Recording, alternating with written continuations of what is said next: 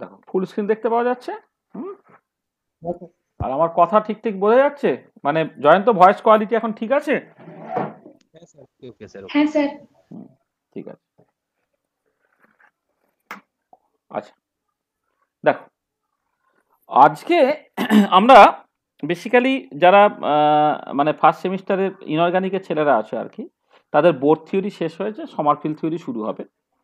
আর আমি এমএসসির ছেলেদের বলেছিলাম যে কয়েকটা ক্লাস তোমরা বেসিক্যালি এদের সাথে করে নেবে, কারণ যেটা হিস্টোরিক্যাল ডেভেলপমেন্টের যে জায়গাটা আছে আর কি, সেই জায়গাটা আমি এদের সাথে করিয়ে দেবো।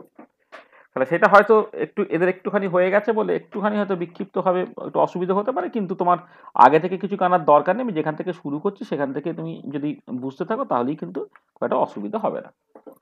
আসলে যেটা ব্যাপার যে আমি সবাইয়ের জন্যই বলছি, তোমরা দেখবে যে 11-12-এও ইভেন ওই ফিজিক্সের বই যে শেষের দিকে সকাল মডার্ন ফিজিক্স বলে যে জায়গাটা ছিল, সেই জায়গাটা না কিছু কিছু জিনিস তুমি অলরেডি পড়েছো। মানে তুমি দেখবে ফটো ইলেকট্রিক এফেক্ট পড়েছো, তুমি বোর থিওরি তো পড়েই ছিলে।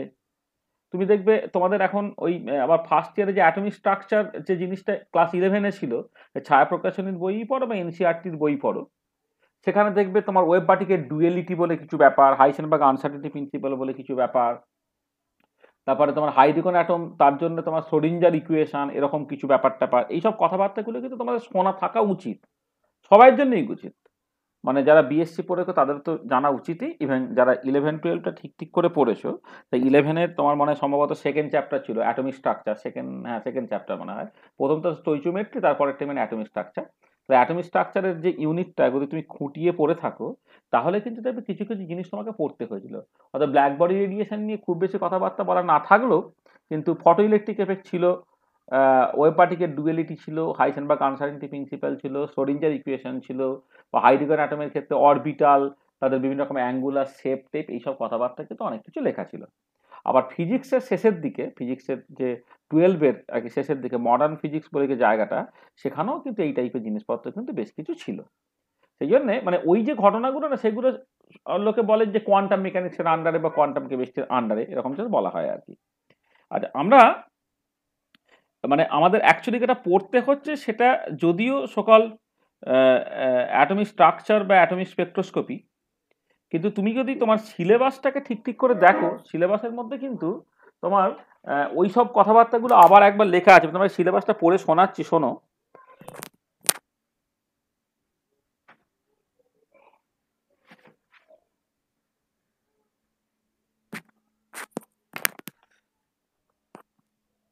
হ্যাঁ,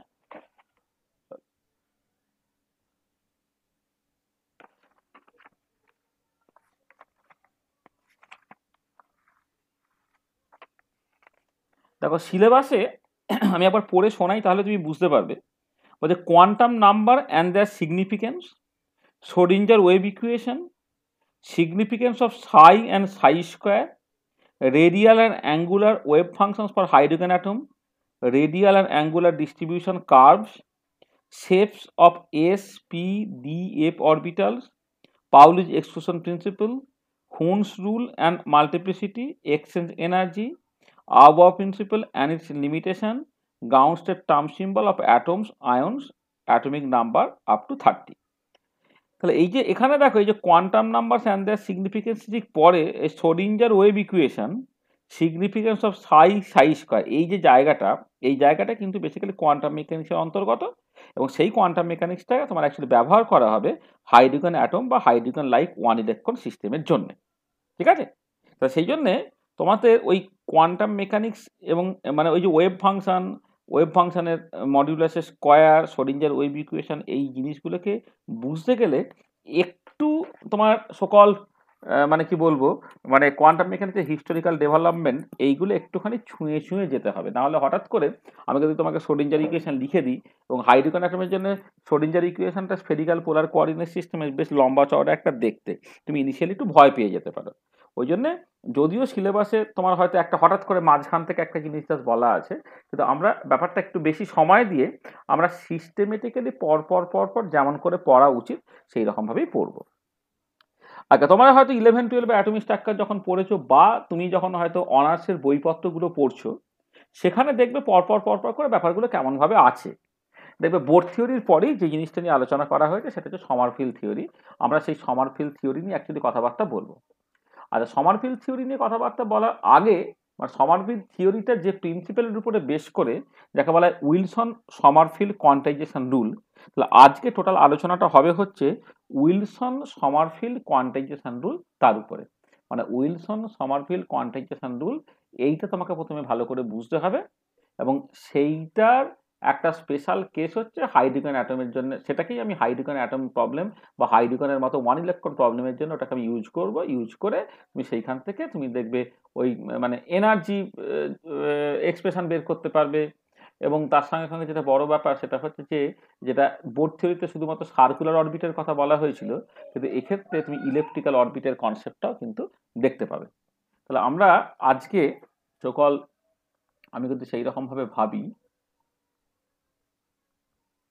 সেম ওয়ানে আমি পড়ছি হচ্ছে তোমার সকল অ্যাটমিক স্ট্রাকচার। অ্যাটমিক স্ট্রাকচারে আজকে সেই হিসেবে হওয়ার কথা হচ্ছে লেকচার তোমার 4, এইটা ঠিক আছে। আজকে তারিখ হচ্ছে তোমার 8/11/2021।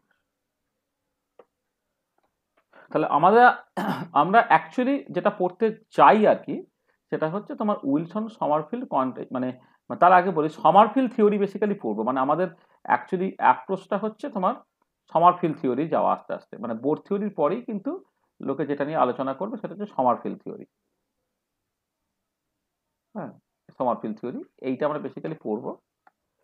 আচ্ছা, সমারফিল্ড থিওরিতে যেটা মূল ব্যাপার সেটা হচ্ছে এই যে তুমি দেখেছো যে হাইড্রোজেন বা hydrogen like one electron system হচ্ছে একটা সেন্ট্রাল ফোর্স প্রবলেম। মানে তোমার সেই রাদারফোর্ড থেকে শুরু করে বোর পর্যন্ত এই অ্যাটমিক মানে নিউক্লিয়াসকে কেন্দ্র করে ইলেকট্রনটা কেমন করে ঘুরছে সেটা অনেকটা সোলার মডেলের সাথে কম্পেয়ার করছে। মানে সৌরজগতে সূর্যকে কেন্দ্র করে যেমন কতগুলো বৃত্তাকার এবং উপবৃত্তাকার কক্ষপথে গ্রহগুলো ঘুরতে থাকে, ঠিক একই রকমভাবে হাইড্রোজেন বা হাইড্রোজেন লাইক ওয়ান ইলেকট্রন সিস্টেমে নিউক্লিয়াসকে কেন্দ্র করে ইলেকট্রনটা ঘুরতে থাকে। কিন্তু বোর থিওরিতে ইলেকট্রিক্যাল অরবিটের কোনো কনসেপ্ট ছিল না, ছিলটা হচ্ছে পুরোটাই হচ্ছে সার্কুলার অরবিটের কনসেপ্ট ছিল। তাহলে ইন প্রিন্সিপাল তো যদি এনার্জিটা কোনো কারণে নেগেটিভ হয়ে গেছে তাহলে অরবিটগুলো তো ইন জেনারেল ইলেকট্রিক্যাল, কিন্তু এখানে তো সার্কুলার অরবিটের কথা বলা হয়েছে। তাহলে এটা কথা হচ্ছে যে তাহলে সার্কুলার থেকে ইলেকট্রিক্যাল অরবিটে গেলে তুমি কেমন করে জিনিসটাকে ট্যাকেল করবে, সেটাই বেসিক্যালি সমারফিল্ড থিওরি। এই সমারফিল্ড থিওরি আবার দু রকমের হতে পারে, একটা হচ্ছে নন রিলেটিভিস্টিক কেসে, একটা রিলেটিভিস্টিক কেসে তার মতো করে এনার্জি এক্সপ্রেশনগুলো যেমন যা পাল্টায় সেগুলো নিয়ে আমরা জাস্ট আলোচনাটা করব। আচ্ছা, তাহলে সেই আলোচনাতে যাওয়ার আগে মানে সমারফিল্ড থিওরি আমরা বেসিক্যালি এটা আমি নেক্সট ক্লাসে পড়বো, কিন্তু তার জন্য আমাকে একটা ব্যাকগ্রাউন্ড তৈরি করতে হচ্ছে। সেই ব্যাকগ্রাউন্ডটাই হচ্ছে তোমার উইলসন সমারফিল্ড কোয়ান্টাইজেশন রুল। তাহলে আজকে যে ডিসকাশনটা সবটাই হচ্ছে সকল উইলসন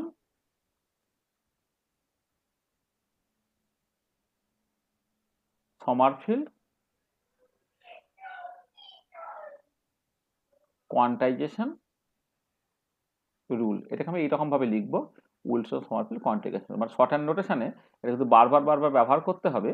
আমি এই উইলসন সমারফিল্ড কোয়ান্টাইজেশন রুলটাকে WSQR এরকম একটা অ্যাব্রিভিয়েশন দিয়ে জাস্ট লিখতে থাকবো। আচ্ছা, ব্যাপারটা কিরকম সেটা একটুখানি আস্তে আস্তে আস্তে বোঝা যাক আর কি। মানে উইলসন সমারফিল্ড কোয়ান্টাইজেশন রুলটা তোমাকে প্রথমে জানতে হবে। এইটা জানলে তবেই তুমি হাইড্রোজেন অ্যাটম বা হাইড্রোজেন লাইক সিস্টেমের জন্য সমারফিল্ড থিওরিটাকে জাস্ট বুঝতে পারবে। আচ্ছা, উইলসন সমারফিল্ড কোয়ান্টাইজেশন রুলটা কি সেইটা আমরা আস্তে আস্তে আস্তে শুরু করতে চাইছি।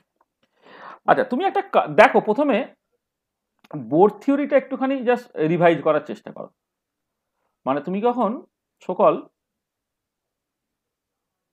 এই বোরস কোয়ান্টাইজেশন রুল আমি একটা উল্লেখ করেছিলাম, সেই জিনিসটা কেমন।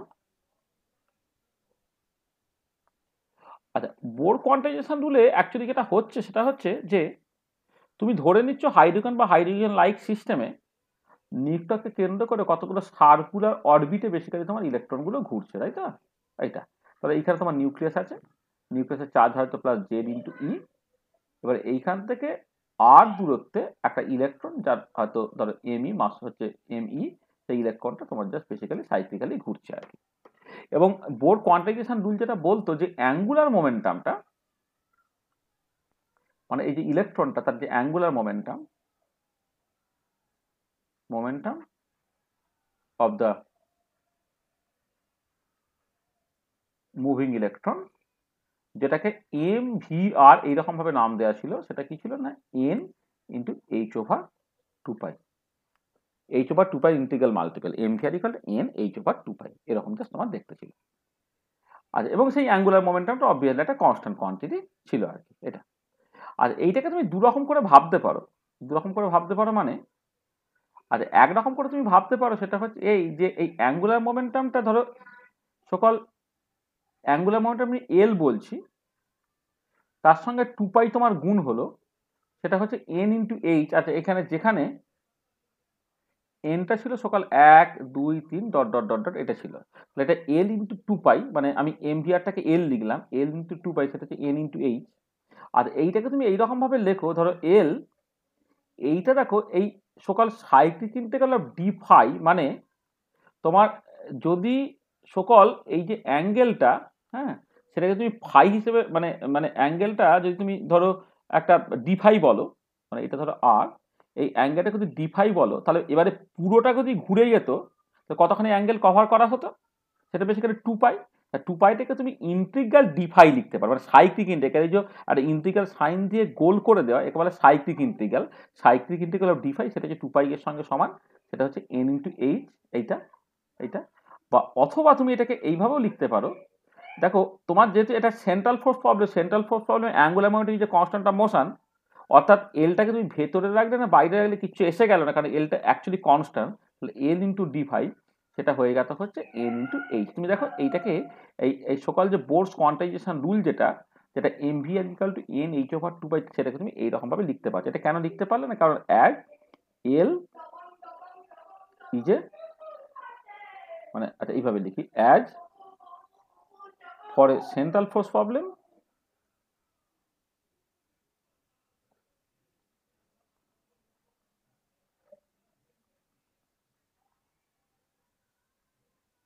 as for a central force problem, angular momentum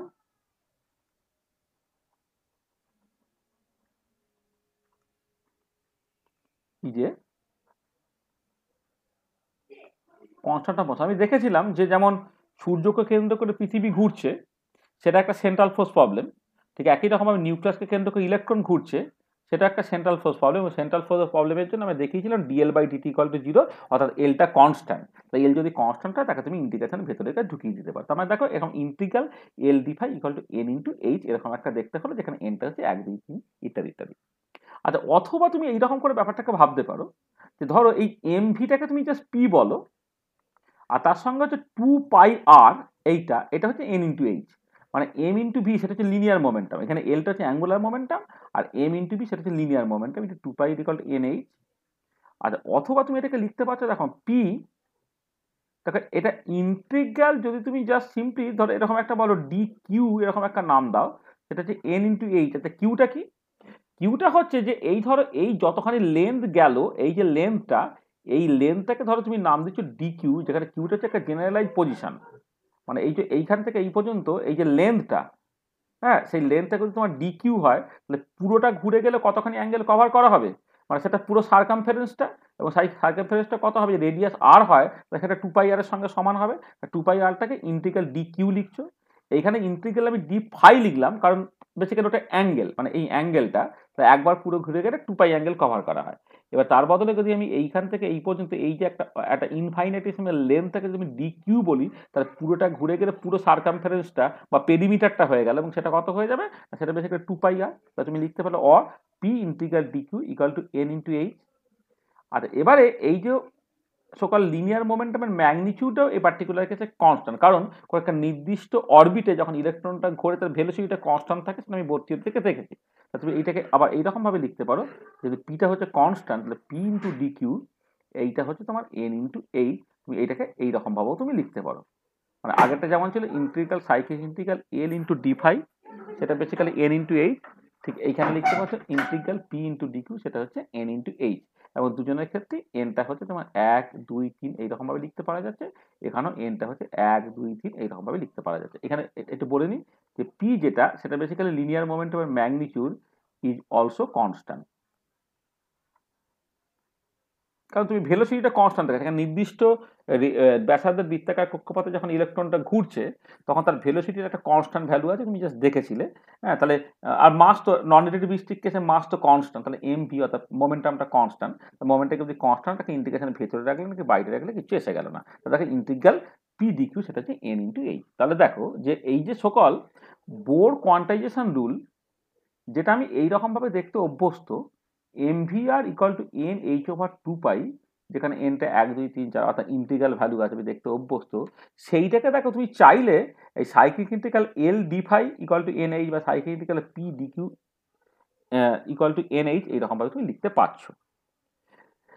তাহলে ব্যাপারটা হচ্ছে শুধু কি না, এই পার্টিকুলার কেসে হয়তো জাস্ট সিম্পলি এলটা কনস্ট্যান্ট হয়ে গেছে বা পিটা কনস্ট্যান্ট হয়ে গেছে। এবারে যদি এমন হতো যে পিটা সামাও ধরো কনস্ট্যান্ট নয় বা এলটা হচ্ছে কনস্ট্যান্ট না, অর্থাৎ এলটা ফাই এর উপর ডিপেন্ড করে বা পিটা কিউ এর উপর ডিপেন্ড করে, তখন কিন্তু তোমার ওই ইন্টিগ্রেশনের ভেতরেই রাখতে হবে, তুমি চাইলে কিন্তু এটাতে বাইরে বের করতে পারবে না। ঠিক আছে, এটা তাহলে দেখো, তাহলে বোর কোয়ান্টাইজেশন রুল কিন্তু তুমি অলরেডি দেখেছো, মানে ওটা মানে মানে বোর থিওরি যখন পড়েছো তখন বোর কোয়ান্টাইজেশন রুল যেটা সেটা কিন্তু তোমার কাছে অলরেডি পরিষ্কার হয়ে আছে। আচ্ছা, এবারে যেটা তোমার এবং এই বোর থিওরিটা বোর কোয়ান্টাইজেশন রুলটা এসেছিল কত না মোটামুটিভাবে 1913 সালে, তাই না? বোর থিওরি 1913 সালে। আচ্ছা, এই সময়ে মোটামুটি 1914 থেকে 1916 সালে, 14 থেকে 1916 এই 2-3 বছর ধরে তোমার বিজ্ঞানী উইলসন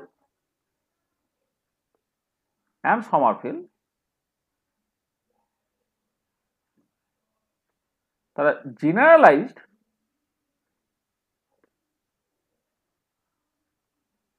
বোরস কোয়ান্টাইজেশন রুল, মানে বোর কোয়ান্টাইজেশন রুলটাকে তারা জেনারেলাইজ করলেন। আচ্ছা, কেমন করে? আচ্ছা দেখো, এই বোর থিওরিতে যেটা ছিল একটা ক্লোজ পিরিয়ডিক অরবিট ছিল। ক্লোজড মানে একটা জায়গার মধ্যেই সে ঘুরপাক খাচ্ছে, এবং পিরিয়ডিক অর্থাৎ যে জায়গা থেকে শুরু করছে একটা সার্টেন টাইমের পরে সে আবার এই জায়গায় ফিরে আসবে, আবার সার্টেন টাইমের পরে এই জায়গায় ফিরে আসবে। তাহলে বেসিক্যালি অরবিটগুলো হচ্ছে ক্লোজড অ্যান্ড পিরিয়ডিক অরবিট। হ্যাঁ, তাহলে যেটা তারা যেটা বললেন সেটা হচ্ছে এই যে ফরে ক্লোজড অ্যান্ড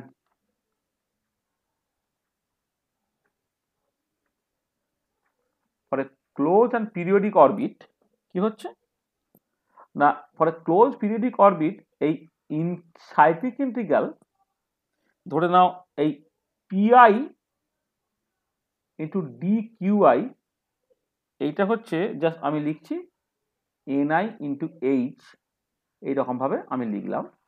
তাহলে cyclic integral of PI D QI equal to N I into H with NI এর ভ্যালুটা অ্যাকচুয়ালি তোমার 0 থেকে শুরু, 1 2 মানে 0 1 2 3 dot dot dot dot dot এইটা।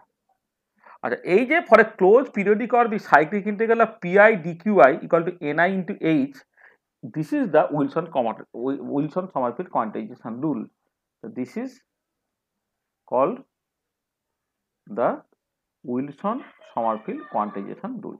আচ্ছা, যেখানে দেখো এখানে বলে নি, যেখানে কিউআইটা হচ্ছে তোমার একটা generalise position coordinate, generalise position coordinate মানে সেটা তোমার ধরো এমনি লিনিয়ার পজিশন হতে পারে, অ্যাঙ্গুলার পজিশন হতে পারে, একটা জেনারেলাইজ পজিশন কোঅর্ডিনেট হচ্ছে তোমার বেসিক্যালি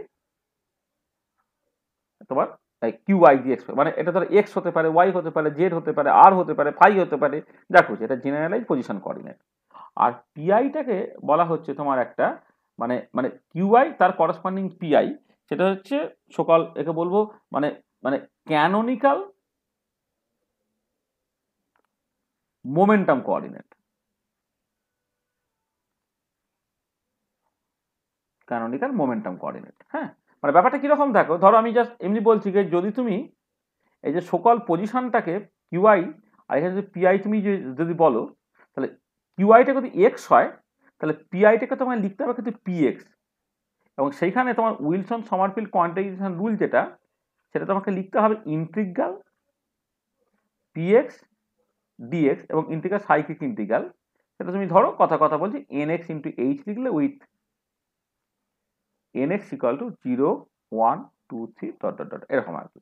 আচ্ছা, যদি জেনারেলাইজ পজিশন কোঅর্ডিনেট তুমি ওয়াই কোঅর্ডিনেট লেখো তাহলে তার করসপন্ডিং ক্যানোনিক্যাল, এটা বলে ক্যানোনিক্যাল পেয়ার আর কি, এটা ক্লাসিক্যাল মেকানিক্সে আছে আর কি, কনজুগেট পেয়ার বা ক্যানোনিক্যাল পেয়ার, এটা ওয়াই হলে এটা তোমাকে just y component of momentum p y লিখতে হবে, যাতে করে তোমার সাইক্লিক ইন্টিগ্রাল পিওয়াই ডিওয়াই এটাকে তুমি লিখতে পারবে N Y into H with N ওয়াইটা হচ্ছে 0 1 2 3 ডট ডট ডট ডট, বা যদি তোমার জেড কম্পোনেন্ট লেখো, পজিশনটা জেড কম্পোনেন্ট লেখো, তাহলে তোমার ক্যানোনিক্যাল মোমেন্টাম কোঅর্ডিনেটটা পি জেড লিখতে হবে। ক্যানোনিক্যাল মোমেন্টাম কোঅর্ডিনেটে তোমার পি জেড লিখতে হবে, পি জেড লিখতে হবে, যাতে করে cyclic integral of P Z DZ এটা হবে তোমার N Z into H with with an Z equal to 0 1 2 3 dot dot dot. আচ্ছা আচ্ছা, এবার কখনো কখনো ধরো হয়তো তুমি পজিশন কোঅর্ডিনেটটাকে আর লিখলে, তখন কিন্তু এটাকে তোমার লিখতে হবে পি আর, যাতে করে cyclic integral of P R D R এর কাছে তুমি লিখলে হয়তো এন আর ইন্টু এইচ লিখলে উইথ এন আর সেটা হচ্ছে 0 1 2 3 dot dot dot dot.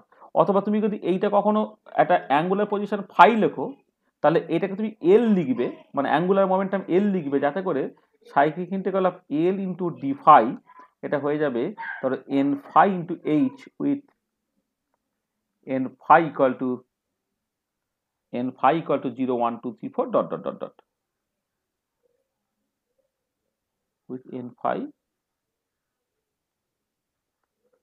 equal to 0 1 2 3 dot dot dot. এইটা তাহলে এই যে মানে দেখো দেখো তাহলে এই যে রুলটা, এটা একটা জেনারেলাইজ রুল, সেখানে তুমি যে কোনো করসপন্ডিং পজিশন কোঅর্ডিনেট এবং তার ক্যানোনিক্যাল মোমেন্টাম কোঅর্ডিনেট নেবে, করলে এরকম একটা রিলেশন পাবে in cyclic integral of P I D Q I equal to N I into H, যেখানে এনআইটা হচ্ছে 0 1 2 3 4 ডট ডট ডট ডট। এইটাকে আমি পরবর্তীকালে দেবে এর নাম দেবো অ্যাকচুয়ালি হচ্ছে কোয়ান্টাম নাম্বার। তোমাকে এই কোয়ান্টাম নাম্বার নিয়ে কথাবার্তা বলতে বলে, যে কোয়ান্টাম নাম্বার নিয়ে পড়তে বলা হয়েছে, এই বোর্ড থিওরিতে একটা কোয়ান্টাম নাম্বার তুমি পেয়েছিলে, সেটা হচ্ছে প্রিন্সিপাল কোয়ান্টাম নাম্বার। এবারে তুমি যদি উইলসন সমারফিল্ড কোয়ান্টাইজেশন রুলটাকে লেখো, তাহলে কোন পজিশন কোঅর্ডিনেটটাকে লিখছো এবং তার করসপন্ডিং কোন ক্যানোনিক্যাল মোমেন্টাম কোঅর্ডিনেটটা তুমি লিখছো আর কি, তার মতো করে কিন্তু অনেক কোয়ান্টাম নাম্বার তুমি পেতে পারো, এন এক্স বা এন ওয়াই বা এন জেড বা এন আর বা এন ফাই সমান সমান ইত্যাদি ইত্যাদি। ঠিক আছে, এইটা ঠিক আছে। তাহলে দেখো এইটা হচ্ছে সকল উইলসন সমারফিল্ড কোয়ান্টাইজেশন রুল। তাহলে যেটা বলছে for closed and periodic orbit, তুমি জাস্ট এই জিনিসটাকে লিখতে পারবে তোমার এই cyclic integral of P I D Q I equal to N I into H. ঠিক আছে, তার মানে যেটা দাঁড়াচ্ছে যে এই যে পিআই মানে সাইক্লিক ইন্টিগ্রাল অফ পিআই ডিকিউআই, এইটা হচ্ছে একটা এইচ এর ইন্টিগ্রাল মাল্টিপল, এবং এই এইচটাই হচ্ছে পরবর্তীকালে তুমি দেখবে ওটা প্লাঙ্ক কনস্ট্যান্ট হিসেবে অ্যাপিয়ার করবে। মানে এই যে এইচ যেটা, মানে এইচটা আসলে তোমরা অলরেডি জানো বলে আমি বলছি, এইচটাকে বলা হয় প্লাঙ্কস কনস্ট্যান্ট। মানে তোমরা তো ব্ল্যাক বডি রেডিয়েশন মানে প্লাঙ্ক কনস্ট্যান্ট অলরেডি মানে বোর্ড থিওরি পড়ার সময় হচ্ছে প্লাঙ্ক কনস্ট্যান্ট বারবার করে ইউজ করা হয়েছে। তাহলে এইচটা হচ্ছে এখানে প্লাঙ্কস কনস্ট্যান্ট এটা, এবং তার ভ্যালুটা হচ্ছে তোমার ওই 6.626 ইন্টু 10⁻⁻34 জুল সেকেন্ড, এরকম একটা টিপিক্যাল ভ্যালু নিউমেরিক্যাল ক্যালকুলেশন তুমি ব্যবহার করতে পারবে আর কি। ঠিক আছে, তাহলে দেখো তাহলে এই যে সকল উইলসন সমারফিল্ড কোয়ান্টাইজেশন, হ্যাঁ হ্যালো শোনা যাচ্ছে আমার কথা তো? হ্যাঁ স্যার। হ্যাঁ স্যার। হ্যাঁ স্যার। ঠিক আছে, তাহলে এই যে উইলসন সমারফিল্ড কোয়ান্টাইজেশন রুলটা, সেই উইলসন সমারফিল্ড কোয়ান্টাইজেশন রুলের যে আমি স্টেটমেন্টটাকে বললাম, হ্যাঁ, তাহলে সেই স্টেটমেন্টে কারো কিছু বুঝতে অসুবিধা হয়েছে কিনা বলো, মানে এখানে যা যা টার্ম আমি ইউজ করেছি সেগুলো তোমার কাছে পরিষ্কার হচ্ছে কিনা একটুখানি আমি বলে নাও প্রথমে। স্যার, হ্যাঁ বলো। স্যার বলছি আগের ইকুয়েশনে n ইকুয়ালস টু 1 2 3 থেকে নিয়েছিলাম, আর এখানে 0 থেকে ধরলাম, তাহলে আগেরটাই কেন 0 থেকে ধরিনি? হ্যাঁ একদমই, আসলে ব্যাপারটা হচ্ছে কিরকম, আমি আগেরটা কিন্তু বোর্ড থিওরিতে, মানে বোর্ড থিওরি তুমি খেয়াল করে দেখো, বোর্ড থিওরিতে কিন্তু তোমার ওই এনটা 0 কিন্তু অ্যালাউড ছিল না। মানে যখন তুমি যখন হাইড্রোজেন অ্যাটমের জন্য এই এনটাই তো তোমার এনার্জিতে চলে আসছে, এবং সেই এনার্জি এক্সপ্রেশনটা কেমন ছিল খেয়াল করে দেখো, সেটা হচ্ছে -mz²e⁴/8ε0² n ইকুয়াল টু 0 হলে এনার্জিটা -ইনফিনিটি হয়ে যায়, সেটা অ্যাবসার্ড। সেখানে এনটা যে ওখানে নেওয়া হয়নি, এটা যে মানে তুমি এনটা প্রথম থেকে 0 নিতে পারতে, কিন্তু ফিজিক্যাল রিকোয়ারমেন্ট ডিমান্ড করবে যে n ইকুয়াল টু 0 হতে পারে না, মানে n ইকুয়াল টু 0 দিয়ে তুমি লিখতে পারো, কিন্তু মানে বোর্ড থিওরিতে n ইকুয়াল টু 0টা জাস্ট সিম্পলি অ্যালাউড নয়। This is important. ঠিক আছে, বোর্ড থিওরিটা অ্যালাউড নয়, আমি এইটুকু বলতে পারি। ঠিক আছে, এটা আছে। হ্যাঁ হ্যাঁ। মানে অ্যাকচুয়ালি উইলসন সমারফিল্ড কোয়ান্টাইজেশন রুলে কিন্তু ওটা 0 থেকেই স্টার্ট। হ্যাঁ, এবারে দেখবো আমরা কিছু কিছু ক্ষেত্রে মানে অনেক ক্ষেত্রেই দেখবো যে n = 0টা হয়তো কোথাও কোথাও হয়তো অ্যালাউড নয়, তখন তার ক্ষেত্রে অটোমেটিক্যালি n = 1 থেকে শুরু হয়ে যাবে। যেমন হাইড্রোজেন অ্যাটম প্রবলেমের ক্ষেত্রে যখন উইলসন সমারফিল্ড কোয়ান্টিফিকেশন রুলটা আমি কাজে লাগাবো, তখন তুমি দেখবে যে ওই n কিন্তু 0টা অ্যালাউড নয়। ঠিক আছে, সেই অ্যালাউড যে নয়, হ্যালো শোনা যাচ্ছে তো আমার কথা নাকি? হ্যাঁ স্যার, হ্যাঁ। আচ্ছা, মানে ওই যে বারবার কেন এটা মানে আওয়াজ হচ্ছে বুঝতে পারছি না। হ্যাঁ, যেটা হচ্ছে যে এই যে n = যে তোমার মানে হাইড্রোজেন অ্যাটম প্রবলেমের ক্ষেত্রে n = যে 0টা অ্যালাউড নয়, তার একটা ফিজিক্যাল রিজন থাকবে। মানে উইলসন সমারফিল্ড কোয়ান্টাইজেশন রুলে কিন্তু nটা 0 থেকে স্টার্ট। ঠিক আছে তো? এবারে যদি কোন একটা কন্ডিশন থাকে যার কারণে হচ্ছে n = 0টা অ্যালাউড নয়, তার ক্ষেত্রে ওটা আমি বাদ দিয়ে দেবো অটোমেটিক্যালি। ঠিক আছে, বোঝা গেল? হ্যাঁ স্যার, হ্যাঁ স্যার, হ্যাঁ। ঠিক আছে, ঠিক আছে। আচ্ছা চল, তাহলে উইলসন সমারফিল্ড কোয়ান্টাইজেশন রুলটা বোঝা গেছে তো? হ্যাঁ স্যার। আচ্ছা, সবাই বুঝতে পেরেছো তো? কারো অসুবিধা নেই তো? জয়ন্ত বুঝতে পেরেছিস তো? না স্যার। আচ্ছা ঠিক আছে, চলো। আচ্ছা, এবারে এই যে জিনিসটা একটা জিওমেট্রিক্যাল ইন্টারপ্রিটেশন আমি দেখতে চাই। ধরো আমি একটা টার্ম বললাম যে মানে এইটাকে অনেক সময় বলা হয় অ্যাকশন, মানে অ্যাকচুয়ালি মানে এটা পরবর্তীকালে তুমি পড়বে আর কি, মানে স্ট্যাটিস্টিক্যাল মেকানিজম ইত্যাদির কনটেক্সটে আর কি, যে এই যে সাইক্লিক ইন্টিগ্রাল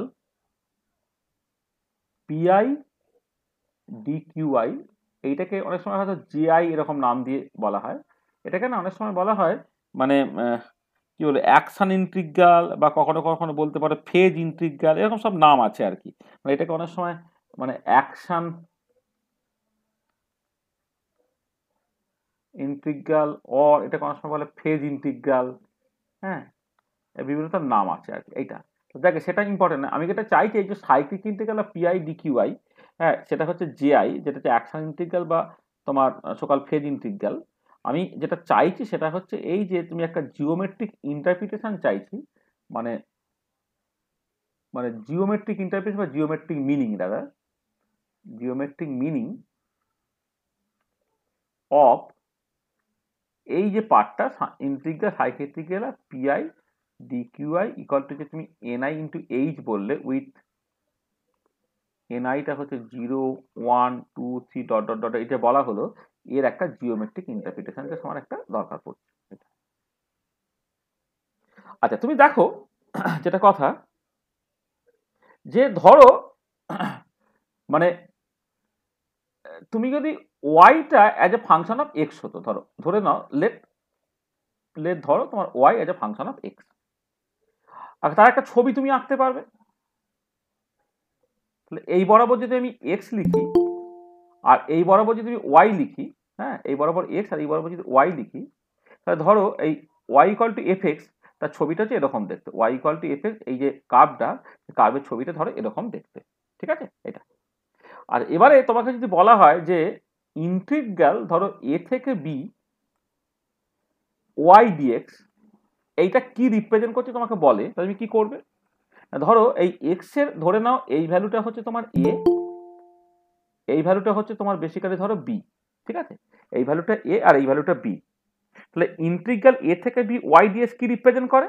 না, রিপ্রেজেন্ট করে হচ্ছে একটা এরিয়া, যে এরিয়াটা একটা লাইন হচ্ছে এক্স ইকুয়াল টু এ তে, একটা line X equal to B তে, একটা হচ্ছে তোমার Y equal to F X curve, আর একটা হচ্ছে এক্স অ্যাক্সিস। তাহলে এই যে এরিয়াটা যেটা আমি ধরো ছবিতে দেখাচ্ছি এইরকম করে, এই যে এরিয়াটা নিশ্চয়ই তোমার সাইক্লিক ইন্টিগ্রাল মানে ইন্টিগ্রাল এ থেকে বি ওয়াই ডিএক্স, এটা তোমার জানা আছে তো?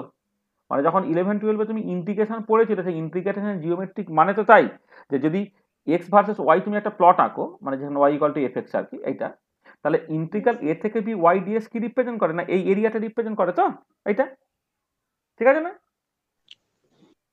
আচ্ছা হ্যাঁ স্যার। আচ্ছা আচ্ছা আবার দেখো, আচ্ছা আবার যদি তুমি তাহলে এই এদিকে ওয়াই আর এদিকে এক্স প্লট করলে, ধরো যদি একটা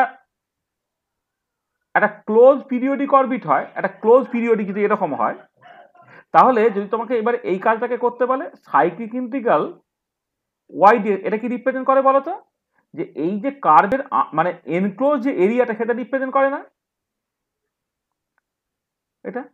তাহলে এই যে এটা থার্মোডাইনামিক্সেও দেখবে একটা সাইক্লিক প্রসেস হলো, হয়তো একটা পিভি কার্ভ, হয়তো একটা অ্যাক্সিস বরাবর পি প্লট করা হয়েছে, একটা অ্যাক্সিস বরাবর ভি প্লট করা হয়েছে, একটা সাইক্লিক প্রসেস ঘটে, তার ভেতরে যে এরিয়াটা সেটা নেটওয়ার্ক রিপ্রেজেন্ট করে। তার মানে বেসিক্যালি এই যে cyclic integral y d x, সেটা হচ্ছে তোমার এই যে তোমার এরিয়াটা আমি এখানে গোল করে দেখিয়েছি, হ্যাঁ, এইটা বেসিক্যালি তোমার রিপ্রেজেন্ট করে। বা তুমি ধরো এইটাকে আরেকটু কেটে কুটে দাও, ধরো এই যে পুরো এরিয়াটা, এই যে এর মধ্যে যে এরিয়াটা, সেই এরিয়াটা হচ্ছে তোমার basically cyclic integral y dx এর মানে। তো তুমি এই সাইক্লিক ইন্টিগ্রাল পিআই ডিকিউআইটা পরে ভাববে, তুমি জাস্ট এইটুকু আগে বোঝার চেষ্টা করো। তাহলে y is a function of x, তোমার 11-12 এর যে ইন্টিগ্রেশনের যে চ্যাপ্টার, সেইখানেই তুমি দেখবে এই জিনিসগুলো তুমি দেখেছো, যে যদি ইন্টিগ্রাল একটা ডেফিনাইট ইন্টিগ্রাল এ থেকে বি ওয়াই ডিএক্স, তার জিওমেট্রিক মানে হচ্ছে এইটা, বা একটা সাইক্লিক মানে যদি একটা মানে একটা সাইক্লিক ধরো একটা, যখন তোমাকে একটা সার্কেলের এরিয়া বের করতে বলে, তুমি কি করো? বেসিক্যালি সার্কেলটা সেটাকে তোমার জাস্ট ওই এর মাঝখানে যে এরিয়াটা আর কি, সেটা তোমাকে ইন্টিগ্রেশন করে জাস্ট বের করে নিতে হয়। মানে সার্কেলের ফর্মুলা হচ্ছে x square plus Y square equal to a square, সেখান থেকে ওয়াইটাকে বের করে নিতে হয়, করে তুমি জাস্ট ইন্টিগ্রাল করে নাও পুরোটা আর কি, করলেই তুমি জাস্ট বেসিক্যালি পুরো এরিয়াটা পেয়ে যাও। তো এইটার মানে পরিষ্কার তো, যে cyclic integral y dx actually কি রিপ্রেজেন্ট করে না, এক্স ভার্সেস ওয়াই যদি তুমি একটা ছবি আঁকো, তার এরিয়া এনক্লোজ এই পার্টটাকে রিপ্রেজেন্ট করে। ঠিক আছে?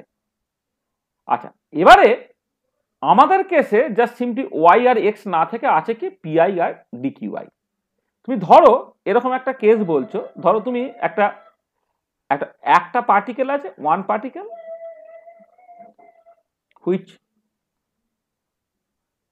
Moves in one dimension.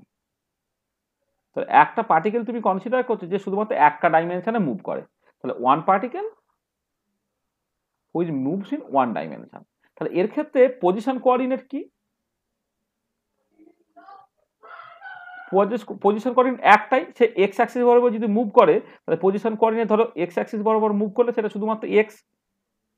আর তার মোমেন্টাম কোঅর্ডিনেট কি হলো, বা ক্যানোনিক্যাল মোমেন্টাম কোঅর্ডিনেট যাই বলো, মানে শুধু মোমেন্টাম বললো একই মানে, ক্যানোনিক্যাল মোমেন্টাম কোঅর্ডিনেট কি হবে? জিরো হবে। মোমেন্টাম কোঅর্ডিনেট অবশ্যই পি এক্স, মানে এক্স ডিরেকশন বরাবর তার পজিশন এক্স আর মোমেন্টাম পি এক্স, তার পিওয়াই পি জেড কিছু থাকবে না, তাহলে তার ওয়াই বা জেড কিছু থাকবে না। তাহলে একটা পার্টিকেল সে বেসিক্যালি তোমার মুভ করছে কোন বরাবর না, ধরো এইটা হচ্ছে এক্স ইকুয়াল টু হয়তো 0, সে হয়তো এই লাইন বরাবর, এই লাইনে যা শুধুমাত্র সে মুভ করছে। তাহলে কি হবে, তার একটা পজিশন কোঅর্ডিনেট এক্স থাকবে আর তার একটাই মোমেন্টাম কোঅর্ডিনেট পি এক্স থাকবে। এটা ঠিক আছে? আচ্ছা, এবারে কথাটা হচ্ছে যে তুমি ধরো একটা ছবি আঁকলে এইরকম করে, মানে আমরা যেমন একটা অ্যাক্সিস বরাবর এক্স আর একটা অ্যাক্সিস বরাবর ওয়াই লিখি, তার বদলে এই হরাইজন্টাল অ্যাক্সিস বরাবর এক্স লেখো আর ভার্টিক্যাল অ্যাক্সিস বরাবর তুমি ধরো পি এক্স লেখো। মানে ব্যাপারটা হচ্ছে যে যে এই যে পার্টিকেলটা, সেই পার্টিকেলটা কোনো একটা নির্দিষ্ট মুহূর্তে তার একটা পার্টিকুলার পজিশন আছে, একটা পার্টিকুলার মোমেন্টাম আছে, মানে মোমেন্টাম মানে ভেলোসিটি আছে আর কি এইটা। তার মানে ধরে নাও যে যখন ধরো অ্যাট টি ইকুয়াল টু টি1, তাহলে পজিশনটা হচ্ছে তোমার এক্স ইকুয়াল টু x1 আর মোমেন্টামটা পি এক্স ইকুয়াল টু ধরো তোমার পি এক্স 1। আবার অ্যাট টি ইকুয়াল টু ধরো টি2, এক্সটা হচ্ছে ধরো x2, পি এক্সটা হচ্ছে পি এক্স2, তো টি ইকুয়াল টু টি3, এখানে এক্সটা হচ্ছে x3, পি এক্সটা হচ্ছে তোমার পি এক্স3। আচ্ছা, যেমন করে ধরো এই যে করসপন্ডিং কার্ভটা পেয়েছো, কি করে কার্ভটা পেয়েছো না, এই যে পার্টিকুলার পয়েন্টটা তার কোঅর্ডিনেট ধরে নাও তোমার x1 y1, আর একটা পার্টিকুলার কোঅর্ডিনেট যার ধরো x2 y2, আর একটা কোঅর্ডিনেট তার কোঅর্ডিনেট ধরো x3 y3। তাহলে এই ধরনের পয়েন্টগুলো জাস্ট কানেক্ট করলে তবে তুমি তো এই করসপন্ডিং কার্ভটা পেয়েছো। মানে y equal to F x, তার ছবি কেমন করে আঁকো, তোমাকে জাস্ট কতগুলো পয়েন্ট পেয়ে যেতে হয়, এই পয়েন্টগুলোকে কানেক্ট করো, এই যে পয়েন্টগুলোর কোঅর্ডিনেট কি হবে, x1 y1 x2 y2 x3 y3 ইত্যাদি ইত্যাদি। তা ঠিক একই রকম করে যে কোনো একটা নির্দিষ্ট মুহূর্তে ধরে নাও তার পজিশনটা x1, মোমেন্টামটা হচ্ছে px1, তা ধরে নাও এই পয়েন্টটা হচ্ছে t1 টাইমে, তার পজিশন হচ্ছে x1, মোমেন্টাম হচ্ছে px1। আর একটা পয়েন্ট ধরো t2 টাইমে, তার পজিশন হচ্ছে x2 আর মোমেন্টাম হচ্ছে px2। আর একটা টাইম ধরো সেটা হচ্ছে x3 px3, আর একটা টাইম ধরো x4 px4 ইত্যাদি। তাহলে এরকম কতগুলো পয়েন্ট পাবো। তাহলে আমি জাস্ট একটা পার্টিকেল ওয়ান ডাইমেনশনে মুভ করছে, আমি কতকগুলো মুহূর্তে কতকগুলো টাইমে তার পজিশন আর মোমেন্টাম আমি জাস্ট মেপে নিলাম। তার পজিশন এবং মোমেন্টাম মেপে নিলে কি হচ্ছে না, এই পার্টিকুলার পয়েন্টগুলোকে পেলে, তাই তো? এবারে এই পয়েন্টগুলোকে তুমি জাস্ট সিম্পলি চাইলে কানেক্ট করতে পারো, মানে যদি টাইমগুলো খুব কাছাকাছি কাছাকাছি কাছাকাছি নাও, তাহলে এই পয়েন্টগুলোকে জাস্ট তুমি কানেক্ট করতে পারো। কানেক্ট করলে দেখো যেমন এইখানে একটা ছবি পেয়েছো, ঠিক একই রকম ছবি পাবে। মানে তুমি সকল যেটাকে বলে ইউক্লিডিয়ান স্পেস বলে, যেখানে মানে ধরো 2 ডাইমেনশনে একটা পার্টিকেল মুভ করছে, একটা প্লেনে তোমার মেঝেতে একটা মার্বেলকে তুমি জাস্ট গড়িয়ে দিয়েছো। তো মার্বেলটা কি হচ্ছে, তার প্লেনে তার একটা তুমি যদি মানে তোমার তোমার যে ঘরের কর্নারটাকে অরিজিন ধরে একদিকটা এক্স অ্যাক্সিস একদিকটা ওয়াই অ্যাক্সিস বলো, তার মার্বেলটা যখন মুভ করছে তার বিভিন্ন মুহূর্তে তার একটা এক্স এর ভ্যালু একটা ওয়াই এর ভ্যালু থাকবে, মানে একটা এক্স কোঅর্ডিনেট একটা ওয়াই কোঅর্ডিনেট থাকবে। সেটা আমি বলছি এক্স ওয়ান ওয়াই ওয়ান, তারপরের মধ্যে এক্স টু ওয়াই টু, তারপরের মধ্যে এক্স থ্রি ওয়াই টু ইত্যাদি করলে সেই পয়েন্টগুলোকে তুমি জাস্ট সিম্পলি যদি কানেক্ট করে দাও, তাহলে তুমি কার্ভটাকে দেখতে পাচ্ছ। তো এটা হচ্ছে তোমার জাস্ট বেসিক্যালি সবটাই পজিশন, মানে এটা হচ্ছে মানে এক্স ডিরেকশন বরাবর পজিশন রিপ্রেজেন্ট করাচ্ছি, ওয়াই ডিরেকশন বরাবর পজিশন রিপ্রেজেন্ট করাচ্ছি। কিন্তু এই পার্টিকুলার কেস আমি কি করলাম না, এক্স ডিরেকশন বরাবর পজিশন এবং ওয়াই ডিরেকশন বরাবর মোমেন্টাম আমি এক্সপ্রেস করলাম। তাহলে এইটা দেখো ঠিক এরকম দেখতে একটা ছবি, কিন্তু এর সঙ্গে এটা আলাদা। এদিকে দুদিকেই পজিশন, কিন্তু এদিকে একদিকে পজিশন তো অন্যদিকে হচ্ছে মোমেন্টাম। তাহলে এই টাইপের যে ছবিগুলো, সেই ছবিগুলোকে না জাস্ট বলে লোকে ফেজ স্পেস বলে। তাহলে এই যে ছবিটা, এই ছবিটাকে জাস্ট লোকে বলা হয় কি না ফেজ স্পেস। তাহলে এইটাকে বলা হয় ফেজ স্পেস। এইটাকে জাস্ট বলা হয় নর্মালি ইউক্লিডিয়ান স্পেস। এই যে স্পেসগুলো, সেই স্পেসগুলোকে বলে ইউক্লিডিয়ান স্পেস। ইউক্লিডিয়ান, এগুলোকে বলে ইউক্লিডিয়ান স্পেস। আর এইগুলোকে বলা হয় তোমার ফেজ স্পেস। তাহলে ফেজ স্পেসটা কি হলো না, ফেজ স্পেস হচ্ছে বেসিক্যালি একটা হাইপোথেটিক্যাল স্পেস। মানে তোমার চেনা যে স্পেস তুমি দেখতে পাচ্ছ সেটা কিন্তু ইউক্লিডিয়ান স্পেস। সেখানে এক্স ওয়াই জেড কোঅর্ডিনেট থাকবে, প্লেনে হলে এক্স ওয়াই কোঅর্ডিনেট থাকবে, লাইনে হলে জাস্ট সিম্পলি এক্স কোঅর্ডিনেট থাকবে। কিন্তু এইখানে যে আমি এই ছবিটাকে এঁকেছি, এই ছবিটা কিন্তু সকল একটা অ্যাবস্ট্রাক্ট ছবি, যেখানে তোমার এই পারপেন্ডিকুলার অ্যাক্সিসগুলো যথাক্রমে পজিশন এবং তার ক্যানোনিক্যাল মোমেন্টাম রিপ্রেজেন্ট করছে। ঠিক আছে, তাহলে আমি প্রথমে এই ফেজ স্পেস এই টার্মটা জাস্ট একটুখানি বলে নিই। সেটা হচ্ছে এই যে যে তোমার ফেজ স্পেস হচ্ছে মানে it is a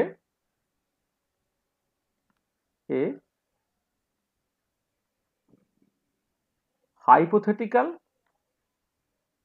space where the independent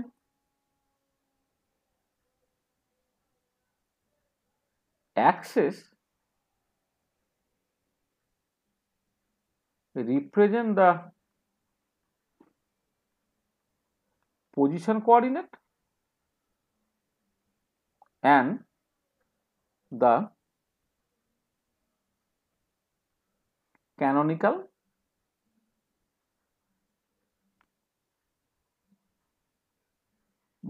momentum coordinate respectively. তাহলে দেখো এটা একটা হাইপোথেটিক্যাল স্পেস যেখানে যে ইন্ডিপেন্ডেন্ট অ্যাক্সিস মানে এক্স আর ওয়াই তো তারা মানে পারপেন্ডিকুলার অ্যাক্সিস মানে তারা ইন্ডিপেন্ডেন্ট তো, হ্যাঁ, মানে তারা স্বাধীন আর কি, মানে একটাকে আর একটা টার্মসে তুমি এক্সপ্রেস করতে পারবে না। ইন্ডিপেন্ডেন্ট অ্যাক্সিসগুলো কি রিপ্রেজেন্ট করছে না position coordinate and the canonical momentum coordinate, তারা কিন্তু অ্যাকচুয়ালি রিপ্রেজেন্ট করছে। তাহলে ফেজ স্পেস হচ্ছে একটা হাইপোথেটিক্যাল স্পেস যেখানে তোমার ইন্ডিপেন্ডেন্ট অ্যাক্সিসগুলো যথাক্রমে পজিশন এবং মোমেন্টাম কোঅর্ডিনেট রিপ্রেজেন্ট করছে। তাহলে ফেজ স্পেসটা বোঝা গেল? ঠিক আছে, ফেজ স্পেস কাকে বলে পরিষ্কার বোঝা গেল? হ্যাঁ স্যার। আচ্ছা আচ্ছা, এবারে দেখো এই যে ফেজ স্পেসে এই যে পয়েন্টগুলো না, এই পয়েন্টগুলোকে বলে ফেজ পয়েন্ট। মানে আমি এই যে লিখেছি না t1 টাইমে এই পার্টিকুলার পয়েন্টটা তার কোঅর্ডিনেট হচ্ছে x1 px1, এই পার্টিকুলার পয়েন্টটা তার কোঅর্ডিনেট হচ্ছে x2 px2, তাহলে এই পয়েন্টগুলোকে বলে ফেজ পয়েন্ট। তাহলে এইটার কোঅর্ডিনেট আমি কি বললাম না x1 ধরো px1, তাহলে এইটাকে এইটা হচ্ছে একটা পয়েন্ট রিপ্রেজেন্ট করতে ফেজ স্পেসে, বলে ফেজ পয়েন্ট। তাহলে any point in the phase space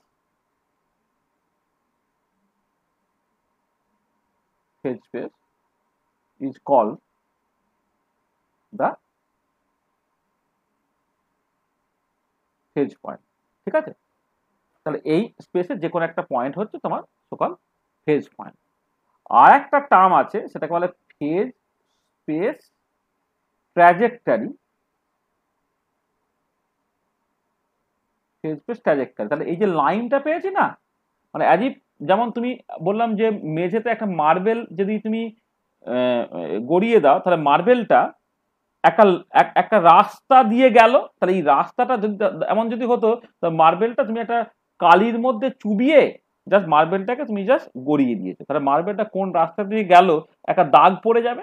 তো ওই যে দাগটা, সেটা হচ্ছে সকাল তোমার ট্র্যাজেক্টরি। তাহলে ওইটা ছিল তোমার নর্মাল, তাহলে প্রজেক্টাইল মোশন হচ্ছে একটা, তুমি জাস্ট ঢিলকে তুমি ছুঁড়ে দিলে, আর ঢিলটা এক্স্যাক্টলি কোন পথে কাছে দেখে একটা প্যারাবোলিক একটা সকাল একটা ট্র্যাজেক্টরি তৈরি হয়। তাহলে ঠিক একই রকম ভাবে বিভিন্ন সময়ে এই যে পার্টিকেলের পজিশন এবং মোমেন্টামটা কি, হ্যাঁ, সেইগুলো যদি তুমি পরপর পরপর করে করো, তো একটা রাস্তা তুমি দেখতে পাচ্ছ। তো এই যে রাস্তাটা, সেটা হচ্ছে ফেজ স্পেস ট্র্যাজেক্টরি। তো এটাকে জাস্ট মানে ভালো ভাষায় বলতে হয়, it is the locus of the phase point in phase space. মানে ফেজ স্পেসে ফেজ পয়েন্টের সঞ্চার পথ, সরল লেখা। তার ডেফিনেশন কি, লোকাস অফ পয়েন্টস, তাই তো? হ্যাঁ, ঠিক এই একই রকম ভাবে আর কি। তাহলে locus of phase point in phase space gives the phase space trajectory। তাহলে যেটা হচ্ছে locus of phase point in the phase space gives the phase space trajectory। তাহলে ফেজ স্পেস, ফেজ পয়েন্ট আর ফেজ স্পেস ট্র্যাজেক্টরি তুমি বুঝে গেলে, ঠিক আছে? বোঝা গেল? ঠিক আছে তো? আচ্ছা আচ্ছা আচ্ছা, এখানে একটা জিনিস বলি, আমি যেটা এঁকেছি না সেটা খুব সিম্পল একটা সিচুয়েশন এঁকেছি, যখন সেটা ওয়ান পার্টিকেল, একটা particle which moves in one dimension. আচ্ছা, এবারে বাস্তবে তো একটা পার্টিকেল সে তার একটা ডাইমেনশনে মুভ করে না, তিনটে ডিরেকশনে মুভ করতে পারে। আচ্ছা, প্রথমে ধরো, যেমন আমি বললাম যে একটা পার্টিকেল একটা লাইন বরাবর যাচ্ছে, একটা প্লেনে মুভ করতে পারছে, আবার স্পেসে মুভ করতে পারে। তাহলে এবারে যদি তোমার এমন হতো একটা পার্টিকেল টু ডাইমেনশনে ধরো মুভ করছে, তাহলে ধরো আমি নেক্সট বললাম যে let one particle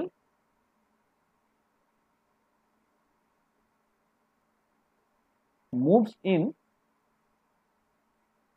two dimension, one particle moves in two dimension, that is or on a plane। একটা প্লেনে ধরো একটা পার্টিকেল ধরো মুভ করছে, তাহলে one particle moves in two dimension or on a plane. তাহলে এর যে পজিশন কোঅর্ডিনেট,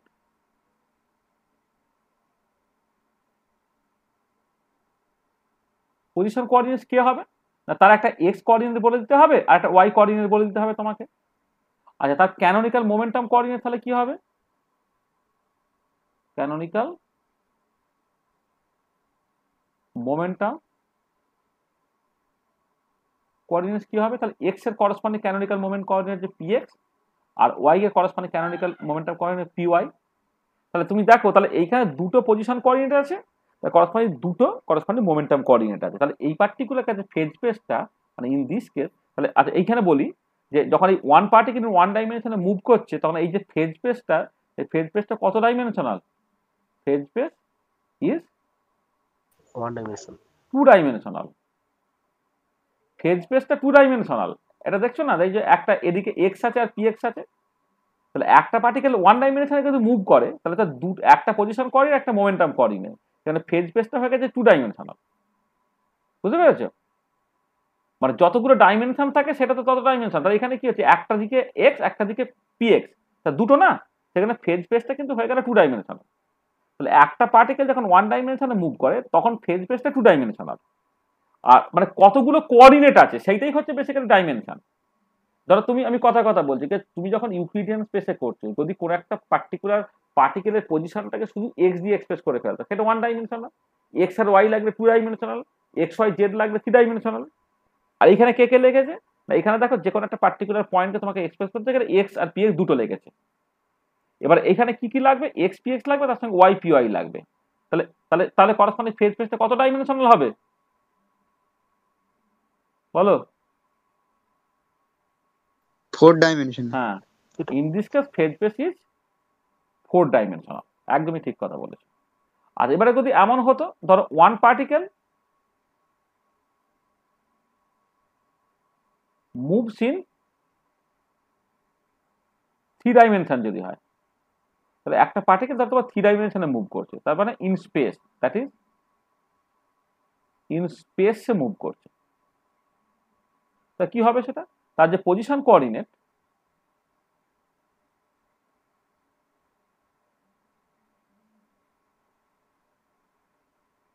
পজিশন কোঅর্ডিনেট কি হচ্ছে না, তোমার বেসিক্যালি এক্স ওয়াই জেড তিনটে পজিশন কোঅর্ডিনেট, আর ক্যানোনিক্যাল মোমেন্টাম কোঅর্ডিনেট গুলো কি হবে? Canonical momentum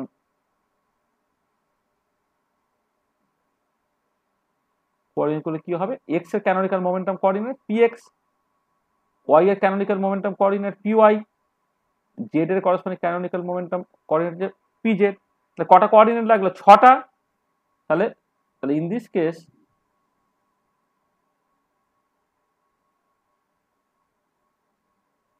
phase space is কি হবে? 6 ডাইমেনশনাল। আচ্ছা, এই ধরনের ফেজ স্পেস, এই 6 ডাইমেনশনাল ফেজ স্পেসকে বলা হয় মিউ স্পেস। কল দা, এটাকে অনেক সময় না মানে মিউ স্পেস এই নামে ডাকা হয়। মানে একটা 6 ডাইমেনশনাল ফেজ স্পেসকে তুমি জাস্ট তোমার মিউ স্পেস বলতে পারো।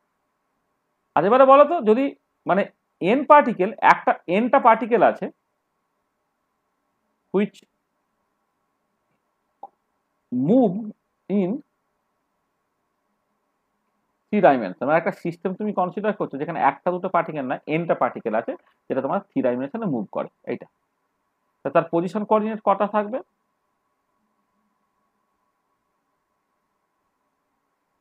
দেখো প্রত্যেকটা পার্টিকেলের জন্য 3টে, তো পজিশন কোঅর্ডিনেট কটা থাকবে? টোটাল 3nটা। মানে প্রথম ফার্স্ট পার্টিকেলের জন্য পজিশন কোঅর্ডিনেট হচ্ছে x1 y1 z1, সেকেন্ডটার জন্য ধরো x2 y2 z2, থার্ডটার জন্য x3 y3 z। তাহলে এইরকম ভাবে জানে এনটা পার্টিকেল থাকলে টোটাল পজিশন কোঅর্ডিনেটস কতগুলো হবে? 3nটা। আর ক্যানোনিক্যাল মোমেন্টাম কোঅর্ডিনেটস কতগুলো হবে? ক্যানোনিক্যাল মোমেন্টাম কোঅর্ডিনেট সেটাও হয়ে যাবে 3nটা। তাহলে ফেজ স্পেসটা কত ডাইমেনশনাল হবে? ইন দিস কেস বলে একজন বললে তো, phase space is 6n dimensional, তাই তো? এটা হ্যাঁ, তাহলে যে 6n ডাইমেনশনাল, হ্যাঁ, phase space is 6n dimensional, ঠিক আছে? আর এইটাকে অনেক সময় বলা হয় কল দা এই গামা স্পেস। তাহলে জাস্ট আমি কমপ্লিটনেসের জন্য এটা বললাম যে মানে তোমার বেসিক্যালি ফেজ স্পেস যেটা, সেটা কত ডাইমেনশনাল কি ইত্যাদি ইত্যাদি হতে পারে আর, ঠিক আছে? দেখে তাহলে আমি আবার আগের জায়গায় ফিরে আসছি। তাহলে দেখো, তুমি এবারে সত্যি সত্যি একটা ওয়ান পার্টিকেল 1 ডাইমেনশনে মুভ করছে, সেটাই তুমি দেখো। ধরো তুমি এরকম করলে যে, ধরো আমি বললাম let us consider one particle that moves in 1 dimension। আচ্ছা, এবারে এই পার্টিকুলার কেসে ধরে নাও তোমার এই পজিশন কোঅর্ডিনেটটা হচ্ছে, তুমি জাস্ট লিখছো UI দিয়ে, আর তার যে সকল মোমেন্টাম কোঅর্ডিনেট গুলো ধরে নাও আমি PI লিখছি, ক্যানোনিক্যাল মোমেন্টাম কোঅর্ডিনেট হচ্ছে PI। তাহলে QIটা হচ্ছে তোমার একটা পজিশন কোঅর্ডিনেট,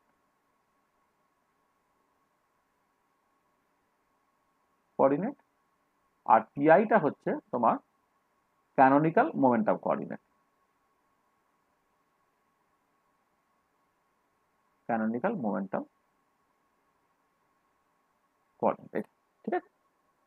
আচ্ছা, এবারে ধরো তোমার একটা সাইক্লিক প্রসেস চলছে, ধরে নাও একটা close periodic orbit. Close periodic orbit মানে যে জায়গা থেকে শুরু করেছে ঘুরে ফিরে তুমি সেই আগের জায়গায় ফিরে গেলে, ঠিক আছে? আচ্ছা, হয়তো এরকম না করে আমি একটুখানি, মানে এটা তো আগের সঙ্গে একরকম হয়ে যাচ্ছে, তো আমি এরকম একটা বরণ করি। ধরে নাও তোমার ধরো এইটা হচ্ছে একটা ক্লোজ পিরিয়ডিক অরবিট, তাহলে এটা একটা ক্লোজ পিরিয়ডিক অরবিট, ঠিক আছে তো? এটা তাহলে এবারে এর যে টোটাল এরিয়াটা সেটা কি হবে? তাহলে এই যে ক্লোজ পিরিয়ডিক অরবিট যেটা বললাম তোমার, তার যদি আমি এরিয়াটাকে ক্যালকুলেট করতে চাই,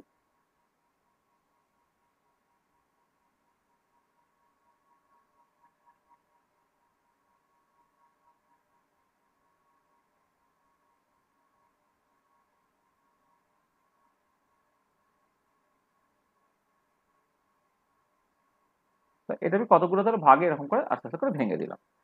এই যে এরিয়াটা, এই যে পুরো এরিয়াটা, এই এরিয়াটা কত হবে?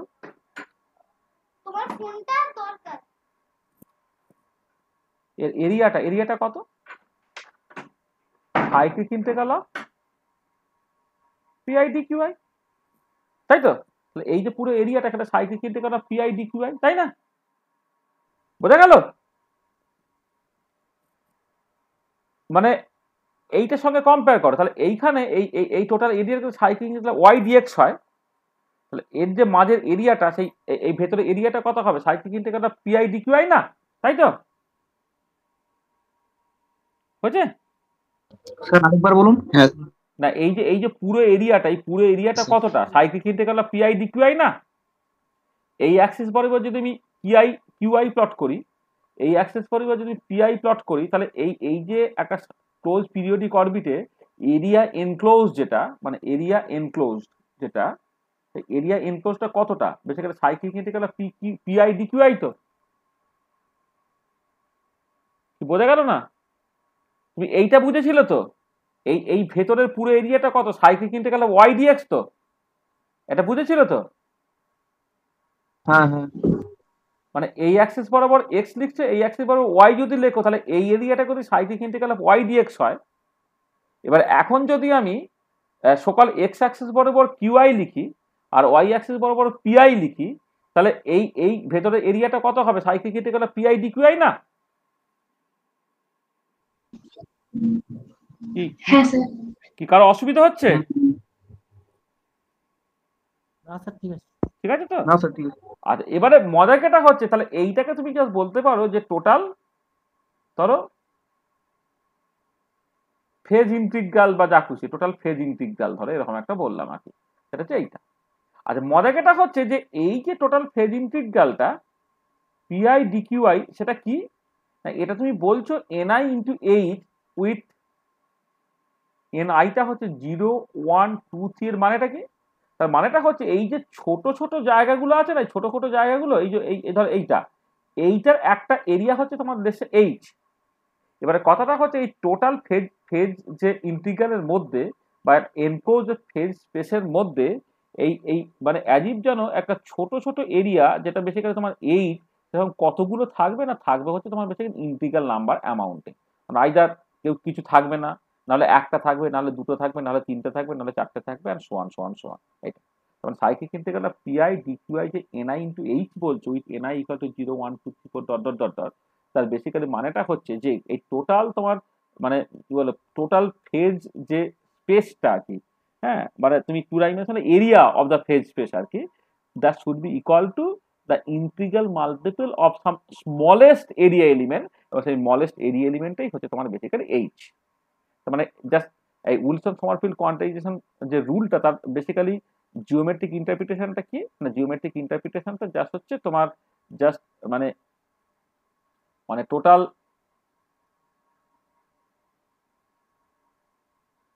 enclosed phase space area, total enclosed মানে ওয়ান ডাইমেনশনে বলে আমি এরিয়া বলছি আর কি, total enclosed phase space area is integral multiple of a smallest area element h। তোমার total enclosed phase space area is integral multiple of a smallest area element h। এইটাই তোমার সকল দেখো geometric interpretation, geometric meaning of Wilson Sommerfeld quantisation rule. এই যে Wilson Sommerfeld quantisation rule বলছে cyclic integral P I ডিকিউআই হচ্ছে NI into H, তাহলে এটা জিওমেট্রিক্যালি মানে হচ্ছে ফেজ স্পেসে তুমি একটা এরিয়া এনক্লোজ ক্যালকুলেট করে নিয়েছো, এবং সেটা হচ্ছে এইচ এর ইন্টিগ্রাল মাল্টিপল হবে, অর্থাৎ এইচ একটা খুব ছোট্ট একটা এরিয়া এলিমেন্ট। হ্যাঁ, তাহলে এই টোটাল যে সাইক্লিক ইন্টিগ্রাল পিআই ডিকিউ অর্থাৎ ফেজ স্পেস এরিয়া তুমি যেটাকে এনক্লোজ করেছো সেটা হচ্ছে একটা স্মলেস্ট এরিয়া থাকছে এইচ, তার বেসিক্যালি ইন্টিগ্রাল মাল্টিপল। মানে এইটা ধরো যদি স্মলেস্ট এরিয়াটা লেসে যদি তোমার লেসে 5 সেন্টিমিটার স্কোয়ার হয় আর টোটালটা যদি 100 সেন্টিমিটার স্কোয়ার হয়, তাহলে এর মধ্যে কতগুলো থাকবে? যা সিম্পলি 20টা থাকবে, মানে ফ্র্যাকশন হতে পারবে না, যেটা হচ্ছে এইচ একটা স্মলেস্ট এরিয়া, তার ইন্টিগ্রাল মাল্টিপল ওয়েতে থাকতে হবে। মানে এইচটা যদি তোমার লেসে যা হতো তার মানে হাফ ইন্টু এইচ বা 3/2 ইন্টু এইচ এরকম কিন্তু কোনো রকম ভাবে হতে পারবে না। তো এটাই হচ্ছে সকল জিওমেট্রিক ইন্টারপ্রিটেশন বা geometric meaning of Wilson Sommerfeld quantisation rule. দেখো যেটা বললাম সেটা তোমার কাছে পরিষ্কার কিনা।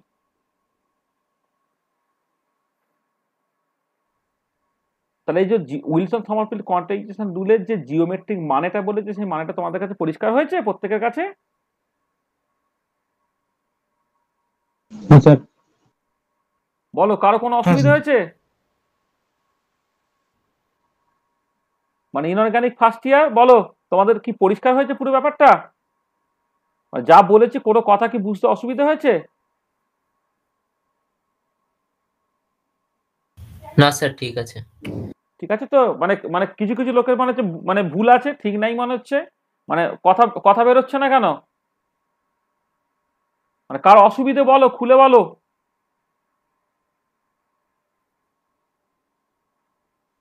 স্যার এই 6n ডাইমেনশন যেটা ওই স্পেসটার কি নাম বললেন? গামা স্পেস, এটা হচ্ছে ইংরেজির বড় হাতের গামা। হ্যাঁ, এই যে এটা এটা এই যে একটা লাইন, এটা হচ্ছে বড় হাতের গামা বলা, একেবারে গামা স্পেস।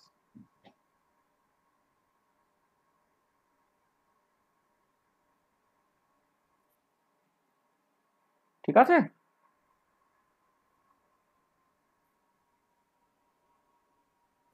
তার অসুবিধা নেই তো? না স্যার। হ্যাঁ, ঠিক আছে। তাহলে দেখো এখন পর্যন্ত যা বলেছি ব্যাপারটা পরিষ্কার হয়েছে।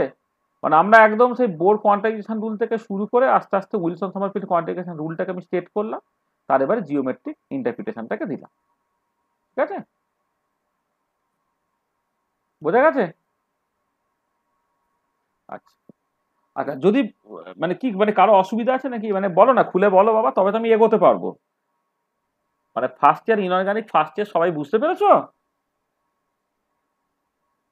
হ্যাঁ স্যার। ঠিক আছে। হ্যাঁ স্যার। হ্যাঁ, মানে আমি একটা দুটো গলাই পাচ্ছি, বাকিরা কোথায়, ঘুমিয়ে গেছে নাকি? এবার হ্যাঁ স্যার বুঝেছি। এবার অফলাইন শুরু হয়, এই অফলাইন শুরু হলে না মানে তখন কিন্তু মানে ওই আমাকে তুই দেখিস, মানে আমাকে দেখতে কেমন জানিস তো, সেই সেই সেই ছোটবেলায় হাল্কের ছবি দেখেছি, হাল্ক? হ্যাঁ, কার্টুন ক্যারেক্টার হাল্ক। হ্যাঁ, দেখিস? হ্যাঁ, সুপারম্যান হাল্ক দেখেছিস তো? আমার চেহারা সেরকম।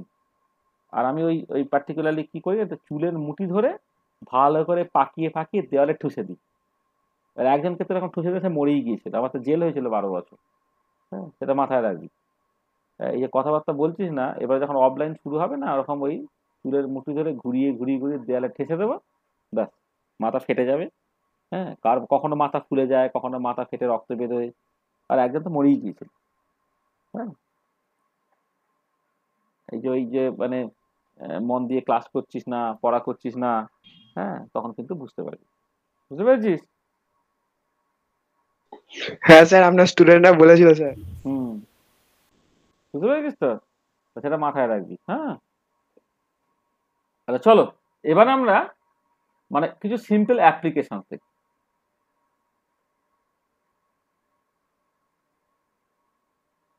Simple applications of Wilson Sommerfeld quantisation rule. মানে উইলসন সমারফিল্ড কোয়ান্টাইজেশন রুলের কিছু কিছু আমি সহজ অ্যাপ্লিকেশনস দেখতে চাই।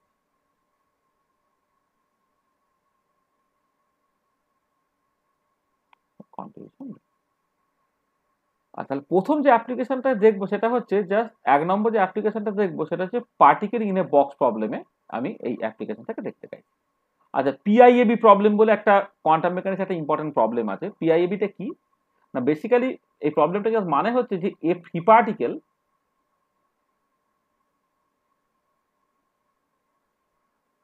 of mass m confined in a one-dimensional box of length L, মানে a free particle of mass m confined in a one-dimensional box of length L। মানে ব্যাপারটা কিরকম, ধরো একটা বক্স তুমি কনসিডার করলে,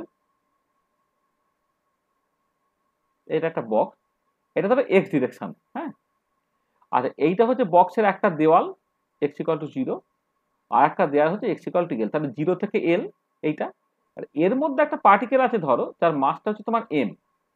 আচ্ছা, এবারে কথাটা হচ্ছে পার্টিকেলটা আমি বলছি ফ্রি, তাহলে ফ্রি মানে কি, ফ্রি পার্টিকেল মানেটা হচ্ছে যে বক্সের ভেতরে যে পোটেনশিয়াল এনার্জিটা সেটা সবসময় 0 হবে, তাহলে ফ্রি পার্টিকেল মানে পোটেনশিয়াল এনার্জিটা 0 হবে, কিন্তু অ্যাট দ্য সেম টাইম বলা হচ্ছে পার্টিকেলটা কনফাইন্ড এই বক্সের মধ্যে। কনফাইন্ড কখন হবে, যখন সে বাইরে কোনো রকম ভাবে যেতে পারবে না, বাইরে যেতে পারবে না তখনই যখন হচ্ছে এই যে দেওয়ালে বা দেওয়ালের বাইরে তার একটা ইনফাইনাইট পোটেনশিয়াল আছে, ভিএক্সটা টেন্ডস টু ইনফিনিটি। তার মানে যে এই যে পার্টিকুলার কেসে মানে মানে এই যে পার্টিকুলার প্রবলেমটার জন্য যে ভিএক্সটা যে পোটেনশিয়াল এনার্জি, এটাকে বলা হয় পোটেনশিয়াল এনার্জি, মানে স্থিতিশক্তি আর কি, পোটেনশিয়াল এনার্জি, এই ভিএক্সটা এটা 0 হয় কখন না, যখন তোমার এক্সটা 0 থেকে এল এর মধ্যে, আর আদারওয়াইজ এটা ইনফিনিটি হয়ে যাবে তোমার আদারওয়াইজ। তাহলে এই যে টাইপের সিস্টেমটা, সেই টাইপের সিস্টেমটাকে বলা হয় particle in a box system, a free particle of mass m confined in a 1D box of length l, এইটা। আর এবার ধরো যদি পার্টিকেলটা ফ্রি হয়, পার্টিকেলটা যদি ফ্রি হয় তাহলে তার অর্থাৎ বক্সের ভেতরে কিন্তু তার পোটেনশিয়াল এনার্জিটা 0 হয়, আর বক্সের বাইরে কিন্তু পোটেনশিয়াল এনার্জিটা ইনফিনিটি হয়, তাহলে বক্সের ভেতরে পার্টিকেলটা ফ্রিলি ঘুরে বেড়াতে পারবে বটে, কিন্তু এই এক্স ইকুয়াল টু 0 এর বাঁ দিক আর এক্স ইকুয়াল টু l এর ডান দিক কিন্তু সে কোনো রকম ভাবে যেতে পারবে না, কারণ এখানে দুটো দেওয়াল আছে, এই দেওয়ালগুলো হচ্ছে ইনফাইনাইট হাইটের আর ইনফাইনাইট উইথের, অর্থাৎ পোটেনশিয়াল এনার্জি ইনফিনিটি, হ্যাঁ, তার বাইরে কিন্তু পার্টিকেলটা কোনো রকম ভাবে যেতে পারবে না। এটা তোমাকে একটা জিনিস তোমাকে মাথায় রাখতে হবে। আচ্ছা, এবারে দেখো এই এই ভেতরে যেটা কথা সেটা হচ্ছে এই যে যদি পোটেনশিয়াল এনার্জিটা 0, তাহলে ফোর্স যেটা এফ, যেটা কি হয় না, rate of change in momentum dp dt, সেটা কি হয় না তোমার জানো নিশ্চয়ই নেগেটিভ গ্রেডিয়েন্ট অফ পোটেনশিয়াল হয়। ফোর্সটা হচ্ছে পোটেনশিয়াল এনার্জি নেগেটিভ ডেরিভেটিভ, মানে ফোর্স যেটা ডিপি বাই ডিটি সেটা হচ্ছে মাইনাস ডিভি বাই ডিএক্স, এইটা ঠিক আছে। তো এবারে দেখো যেটা কথা এই, আচ্ছা এটা এটা ওয়ান ডাইমেনশনে বলে করসপন্ডিং মোমেন্টাম পিএক্স লিখছি। আচ্ছা, এবারে যদি তোমার এই পোটেনশিয়াল এনার্জিটা বক্সের ভেতরে তোমার 0 হয়ে যায়, এইটা এটা 0 ইনসাইড দ্য বক্স যদি হয়ে যায়, তাহলে এখান থেকে কি হবে না, পিএক্সটা তোমার জাস্ট বেসিক্যালি কনস্ট্যান্ট হবে। ডিপি বাই ডিএক্স, ডিপি যদি 0 হয়ে যায় তাহলে টাইমের সাথে সাথে পিএক্সটাকে পাল্টাচ্ছে, অর্থাৎ পিএক্সটা হচ্ছে কনস্ট্যান্ট হয়ে যায়, অর্থাৎ যে এই যে বক্সের ভেতরে যে পার্টিকেলটা আছে সেই পার্টিকেলটার লিনিয়ার মোমেন্টামটা সেটা কিন্তু একটা কনস্ট্যান্ট কোয়ান্টিটি, হ্যাঁ, সেটা কিন্তু কোনো রকম ভাবে পাল্টাবে না। মানে ফ্রি পার্টিকেলের ক্ষেত্রে সবসময় তাই হয়, ফ্রি পার্টিকেলের ক্ষেত্রে ভেলোসিটি বা মোমেন্টাম কিন্তু অলওয়েজ কনস্ট্যান্ট হয়ে যায়, ঠিক আছে, এটা তুমি মাথায় রাখবে এটা। আচ্ছা, তাহলে ঠিক আছে এটা। আর বক্সের বাইরে পার্টিকেলটা থাকতে পারে না, এটা বলাই বাহুল্য, মানে আমি এটা এক লাইন লিখেও নিচ্ছি, the particle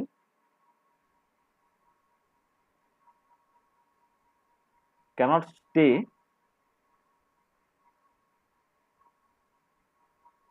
outside the box, মানে বক্সের ভেতরে পার্টিকেলটা যদি তাকে বাইরে পেতে গেলে ইনফাইনাইট এনার্জি দিতে হতো, সেটা অ্যাবসার্ড, কারণ দেওয়ালটা ইনফাইনাইট হাইট এবং ইনফাইনাইট উইথের, সেজন্য the particle cannot stay outside the box, বক্সের বাইরে কিন্তু পার্টিকেলটা থাকতে পারে না, ঠিক আছে এটা। আচ্ছা, এবারে দেখো, এবারে আমি জাস্ট যখন উইলসন সমারফিল্ড কোয়ান্টাইজেশন রুলটাকে কাজে লাগাচ্ছি, কি ছিল না, cyclic integral of px dx this has to be equal to, তাহলে n ই বলছি n ইন্টু এইচ, এইটা হবে উইথ n ইকুয়াল টু 0 1 2 3, এইটা cyclic integral of px dx should be equal two n into h, মানে আমার এখানে যে পজিশন, এটা তো ওয়ান পার্টিকেল ওয়ান ডাইমেনশনে মুভ করেছে, তাহলে তোমার সকল দেখো মোমেন্টামটাকে তোমাকে px লিখতে হবে, পজিশনটা করসপন্ডিং x, মানে যে pi dqi বলা হয়েছিল, qi টা এখানে বেসিক্যালি x আর pi টা হচ্ছে করসপন্ডিং px, এইটা। আচ্ছা, এবারে এই px টাকে তুমি বাইরে বের করতে পারবে, কারণটা কি না, px তো কনস্ট্যান্ট, এই যে px যদি কনস্ট্যান্ট তুমি বাইরে বের করে দাও, তাহলে সাইক্লিক ইন্টিগ্রাল অফ dx হয়ে গেল সেটা হচ্ছে তোমার n ইন্টু এইচ হলো। আচ্ছা, এবারে সাইক্লিক ইন্টিগ্রাল অফ ডিএক্সটা কি? মানে তুমি দেখো, মানে একটা পিরিয়ডিক মোশন, তো তাহলে যেখান থেকে শুরু করেছিল তোমাকে সেখানে ফিরে আসতে হবে। যেমন আমি যখন হাইড্রোজেন অ্যাটম বা ইত্যাদি কেস আমি কনসিডার করেছিলাম, তখন সাইক্লিক ইন্টিগ্রাল বেসিক্যালি মানেটা কি ছিল? মানেটা হচ্ছিল তুমি জাস্ট বেসিক্যালি দেখো এইখানে, এই যে এইখান থেকে শুরু করছো, এইখান থেকে শুরু করে ঘুরে গিয়ে আবার আগের জায়গায় চলে যদি আসে, আগের জায়গায় চলে আসা মানে একটা ফুল পিরিয়ড। তাহলে সাইক্লিক ইন্টিগ্রাল, এই দেখো সাইক্লিক ইন্টিগ্রাল অফ ডিকিউটা তোমার 2πr ছিল। 2πr কি করে এসেছিল, যে এখান থেকে শুরু করে যে পুরোটা ঘুরে সেই জায়গায় আসতে হবে। আচ্ছা, বক্সের ক্ষেত্রে তো আর ঘুরছে না, তার বদলে কি হচ্ছে না, বক্সের ক্ষেত্রে যেটা হচ্ছে যে পার্টিকেলটা দেখো এই জায়গা থেকে শুরু করলো, ধরো করে এইখানে গেল, গিয়ে আবার এই আগের জায়গায় ফিরে এলো। অর্থাৎ আমি যেটা বলতে চাইছি সেটা হচ্ছে এই যে পার্টিকেলটা এইখান থেকে তখন শুরু করলো, এইখান থেকে এই গেল, আবার আগের জায়গায় ফিরে এলো, একটা ফুল পিরিয়ড হলো, আবার এই গেল, আবার এই জায়গায় ফিরে গেলো, সেকেন্ড পিরিয়ড হলো, ইত্যাদি ইত্যাদি। তা তুমি যখন এই সাইক্লিক ইন্টিগ্রাল অফ ডিএক্সটা যখন করবে, তখন কি হচ্ছে, যাওয়ার সময় এল লেন আর ফেরার সময় এল লেন, তাহলে 12 লেন তাকে কভার করতে হচ্ছে। তাহলে এই যে সাইক্লিক ইন্টিগ্রাল অফ 2x এই পার্টিকুলার কেসে কি 12, কারণ টোটাল বক্স লেন তো এল। তাহলে এই গেল আবার আগের জায়গায় ফিরে এলো, তবে ফুল পিরিয়ডটা কমপ্লিট হলো। তাহলে যেতে এল আসতে এল, তাহলে ওভারটা হলো 12, তাহলে px ইন্টু 12 সেটা হচ্ছে n ইন্টু এইচ। বা এইখান থেকে তুমি এক কাজ করো, px টাকে পেয়ে গেলে দেখো nh বাই টোয়াইস এল, এরকম একটা px এর এক্সপ্রেশন তুমি পেয়েছো, মোমেন্টামের এক্সপ্রেশনটাকে পেয়েছো। হ্যাঁ, উইথ এনটা যেখানে তোমার 0 1 2 3 ডট ডট ডট ডট এইটা, এটা পেলাম। তাহলে উইলসন সমারফিল্ড কোয়ান্টিফিকেশন রুলটাকে কাজে লাগিয়ে আমি মোমেন্টামটা পেয়ে গেলাম, যেটা nh বাই টোয়াইস এল। আচ্ছা, এবারে দেখো যে ইনসাইড দ্য বক্স, কারণ বক্সের বাইরে তো পার্টিকেলটা থাকতে পারে না, তো inside the box total energy এটা কি হবে না, বেসিক্যালি এটা হচ্ছে তোমার kinetic energy plus potential energy, kinetic energy plus potential energy. আচ্ছা, এটা কাইনেটিক এনার্জির সঙ্গে সমান করতে হবে, কারণটা কি, অ্যাজ পোটেনশিয়াল এনার্জিটা equal to 0 inside the box. ঠিক আছে, বক্স মানে বক্সের ভেতরে পোটেনশিয়াল এনার্জিটা 0 বলে পার্টিকুলার বক্সের ক্ষেত্রে টোটাল এনার্জি পুরোটাই হচ্ছে কাইনেটিক এনার্জি। আচ্ছা, এবার কাইনেটিক এনার্জিটা কি না, px square by twice m হয় এইটা। আচ্ছা, এবারে px এর এক্সপ্রেশনটা কি ছিল, 1/2 এমটা আমি রেখে দিলাম। দেখো px এখান থেকে কি বেরিয়েছে, nh বাই টোয়াইস এল, এটা হয়ে গেল কত, nh বাই টোয়াইস এল, তার স্কোয়ার হয়ে গেল। দেখো তুমি এইখান থেকে অ্যাকচুয়ালি এনার্জিটা পেয়ে গেলে, যেটা একটা কোয়ান্টাম নাম্বার n এর উপর ডিপেন্ড করছে, এবং এটাকে ভেঙে নিলে কত হচ্ছে, n square h square divided by 8n l square. দেখো তুমি এরকম একটা এনার্জি এক্সপ্রেশন পেয়ে গেলে, সেটা হচ্ছে n square h square by 8n l square, যেখানে তোমার nটা হচ্ছে 0 1 2 3 ডট ডট। তাহলে দেখো উইলসন সমারফিল্ড কোয়ান্টিফিকেশন রুল কাজে লাগিয়ে তুমি কি পেলে না, পার্টিকুলার বক্সের ক্ষেত্রে এনার্জির এক্সপ্রেশন তুমি পেয়ে গেলে। আচ্ছা, যেহেতু এন এর কতকগুলো ভ্যালুজ জাস্ট অ্যালাউড, 0 1 2 3 ইত্যাদি অ্যালাউড, তাহলে এনার্জিরও কতকগুলো স্পেসিফিক ভ্যালুজ জাস্ট অ্যালাউড, তাহলে এনার্জিটা ডিসক্রিট বা কোয়ান্টাইজ বেরিয়ে গেছে। তাহলে যেহেতু মানে অ্যাজ এন হ্যাজ মানে, আচ্ছা ঠিক আছে, n has some specific allowed values, energy can also have some specific allowed values. So as n has some specific allowed values, energy can also have some specific allowed values. তার মানে কি হচ্ছে, তার মানে হচ্ছে energy is discrete or quantise. তাহলে এই জন্য বলছি এনার্জিটা ডিসক্রিট আর কোয়ান্টাইজ, এনার্জির যে কোনো ভ্যালু হতে পারবে না। এনার্জি যদি n ইকুয়াল টু 0 হতো, তাহলে এনার্জিটা হচ্ছে 0, n ইকুয়াল টু 1 হলে h square by 8m l square, n equal to 2 হলে এনার্জিটা 4h square by 8m l square and so on so on. তার মানে এনার্জি যে কোনো ভ্যালু হতে পারছে না। যেমন বোর থিওরি থেকে যখন তুমি হাইড্রোজেন অ্যাটম দেখেছো, তার যে এনার্জি এক্সপ্রেশন, সেখানেও একটা কোয়ান্টাম নাম্বার n ছিল, এবং n এর ভ্যালুটা 1 2 3 ইত্যাদি হয়ে যাওয়ার জন্য এনার্জিরও কতগুলো স্পেসিফিক ভ্যালুসই অ্যালাউড ছিল, অর্থাৎ এনার্জিটা ডিসক্রিট বা কোয়ান্টাইজ ছিল। তাহলে এখানেও তুমি দেখতে পাচ্ছ এনার্জিটা ডিসক্রিট বা কোয়ান্টাইজ। ঠিক আছে? এটা তাহলে দেখো, তাহলে উইলসন সমারফিল্ড কোয়ান্টাইজেশন রুলটাকে আমি পার্টিকুলার বক্স প্রবলেমের ক্ষেত্রে ইউজ করলাম এবং সেখান থেকে একটা এনার্জি এক্সপ্রেশন পেলাম। সেই এনার্জি এক্সপ্রেশন তুমি এটা পরিষ্কার বুঝতে পারছো যে এনার্জিটা ডিসক্রিট বা কোয়ান্টাইজড। ঠিক আছে, এটা পরিষ্কার বুঝতে পেরেছো তো? হ্যাঁ স্যার। ঠিক আছে, ওকে। আচ্ছা এইখানে এইখানে একটা এক সেকেন্ড, এইখানে একটা স্পেসিফিক কথা একটুখানি বলে নি, যেটা তুমি পরে দেখবে, এখন ঠিক বুঝতে পারবে না, পরে দেখতে পাবে যদি এক্সাক্ট কোয়ান্টাম মেকানিক্স করো না, মানে in exact quantum mechanics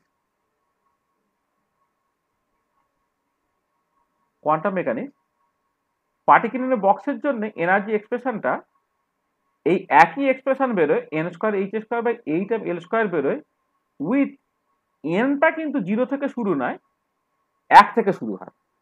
in exact quantum mechanics এনটা হচ্ছে n² h² by 8 L² with n equal to 1 2 3 dot dot dot dot. আসলে ব্যাপারটা কি হচ্ছে যে এইটা মানে মানে ব্যাপারটা হচ্ছে কি, যদি এমন হতো যে if n equal to 0 then from Wilson Sommerfeld quantisation rule তুমি কি পাচ্ছ, দেখো এনার্জি জিরোটা তোমার বেসিক্যালি 0 হয়ে যাচ্ছে। এই যে মিনিমাম পসিবল এনার্জি যেটা তাকে বলে 0 পয়েন্ট এনার্জি, মানে কোনো একটা সিস্টেমের মিনিমাম পসিবল যে এনার্জিটা থাকে সেটা হচ্ছে 0 পয়েন্ট এনার্জি।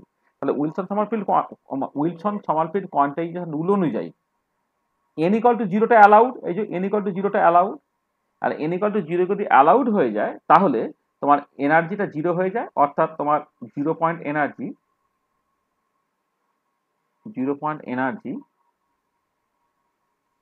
ইজ 0, এটা হয়।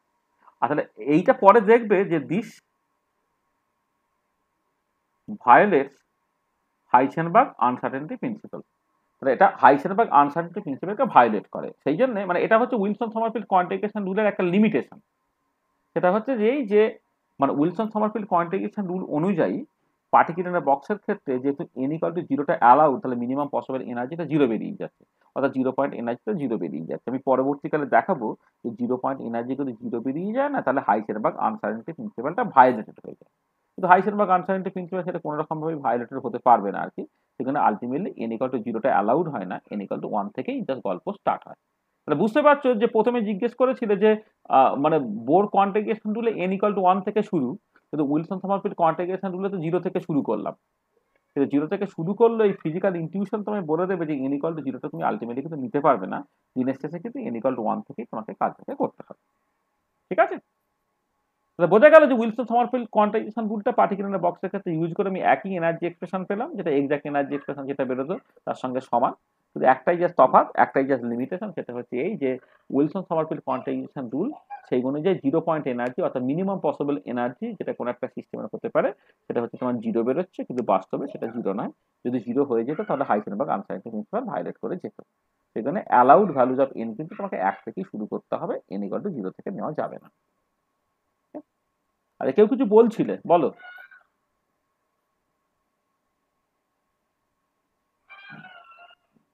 বলো, হ্যালো হ্যাঁ বলো বলো।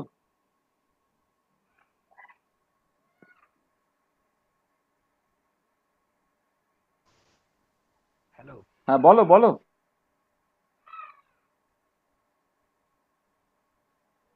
কিছু হয়তো বলছো কিন্তু শুনতে পাওয়া যাচ্ছে না। হ্যাঁ, কিছু শুনতে পাওয়া যাচ্ছে না। আচ্ছা ঠিক আছে, চলো আমরা নেক্সট। হ্যালো হ্যাঁ বলো। স্যার, আমার নেটওয়ার্ক প্রবলেম বুঝতে পারছি না স্যার। ওই ওই ওয়ান ডাইমেনশনাল ইন্টার নিয়ে যান পিকচারটা। হুম,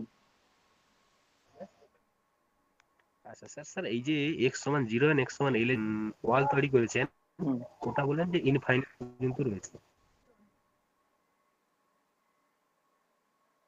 শুনতে পাচ্ছি না আর কথা। বলছিলাম যে ওয়ান ডাইমেনশনাল হুম, বক্সের মধ্যে যে এক্স সমান 0 এবং এক্স সমান l এই দুটো বিন্দুতে যে দুটো ওয়াল রেখেছেন, হুম, যেটা ইনফাইনাইট পর্যন্ত ডিসটেন্স পর্যন্ত আছে, হুম। ওটা না করলে কি অসুবিধা হতো? না না না করলে না করলে হচ্ছে, না করলে হচ্ছে এই পার্টিকেলটা 0 থেকে l এর মধ্যেই থাকতো সেরকম নয়, মানে 0-র বাঁদিকে আর l এর ডান দিকে সে চলে যেতে পারতো। আর চলে গেলে তাকে আর তুমি কনফাইন পার্টিকেল বলতে পারতে না। আর এই যে সাইক্লিক ইন্টিগ্রাল অফ ডিএক্সটা তুমি 12 বলেছো, মানে এল পাথ পর্যন্তই যেতে পারছে, তার বাইরে যেতে পারছে না বলে তুমি এটাকে 12 করতে পারছো। তো তার বাইরে যদি যেতে পারতো তাহলে তোমার জাস্ট ওটাকে আর কনফাইন পার্টিকেল বলা যাবে না 1 নম্বর, 2 নম্বর সাইক্লিক ইন্টিগ্রাল অফ ডিএক্স থেকে 12 বলতে পারবে না, এই সবগুলো হবে। ঠিক আছে? তাহলে তো আমি স্যার এই কাজ করতে পারি, ওয়ালটাকে ইনফাইনাইট না করে কোচ করে দিতে পারি। তাই তো করেছি। না, উপরটা তো ওপেন আছে, ইনফাইনাইট পর্যন্ত রেখেছি। হ্যাঁ, মানে আমি তো ওয়ান ডাইমেনশনে করেছি, মানে এইখানে বেসিক্যালি কি, এইখানে তোমার মানে এইটা এই যে ওপেন টোপেন ব্যাপারটা না, এই যে ঘিরে ফিরে ফেললে মনে হবে কি একটা বক্স হয়ে বক্স, মানে মানে কি বলে, একটা 2 ডাইমেনশনাল জায়গার মধ্যে সে ঘুরে বেড়াচ্ছে, সেটা নয়। সে দেখো আমি পার্টিকেলটা দেখেছি এইখানে, আমি এইখানে পার্টিকেলটা রাখিনি, পার্টিকেলটা দেখেছি হচ্ছে এইখানে, সে বেসিক্যালি এই লাইন বরাবরই মুভ করতে পারছে। ঠিক আছে? এটা তোমার জাস্ট একটা তুমি 100 মিটার একটা ট্রাক কেটেছো, ঠিক আছে তো? এবারে এদিকে এই ট্রাকের এই এন্ডে একটা বড় দেওয়াল আছে আর ওই এন্ডে একটা বড় দেওয়াল আছে, তার এর মাঝখানে তুমি যাতায়াত করো যত খুশি। তোমার ঘরের মধ্যে তুমি একটা লাইন টেনে দাও, করে পায়চারি করো। হ্যাঁ, এবং ঘরটা ওই দুপাশে দুটো দেওয়াল আছে, দুটো দেওয়াল, যে দেওয়াল তোমাকে ঘরের বাইরে যেতে দিচ্ছে না। এই হচ্ছে গল্পটা। এবারে ছাদের দিকে কিছু চাপা আছে কি বন্ধ আছে কিনা সেসব নিয়ে আমি মাথা ঘামাতে চাইছি না। ঠিক আছে? বুঝতে পেরেছো? হ্যাঁ স্যার। আচ্ছা চলো, আচ্ছা নেক্সট যে কাজটাকে করব সেটা হচ্ছে তোমার পার্টিকুলার বক্সের বদলে আমি সিম্পল হারমোনিক অসিলেটর, তার জন্য এটাকে ব্যবহার করবো, linear simple harmonic oscillator.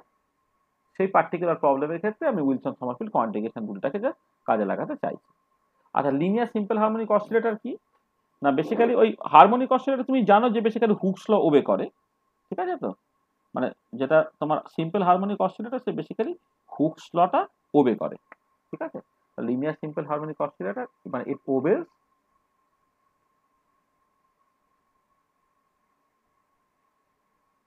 Hooks ল।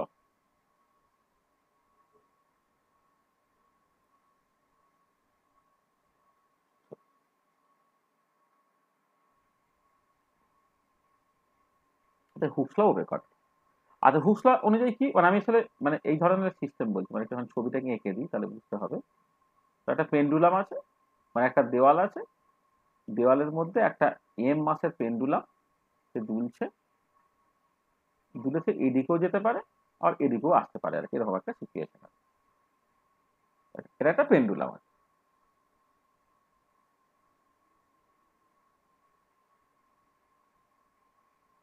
ঠিক আছে?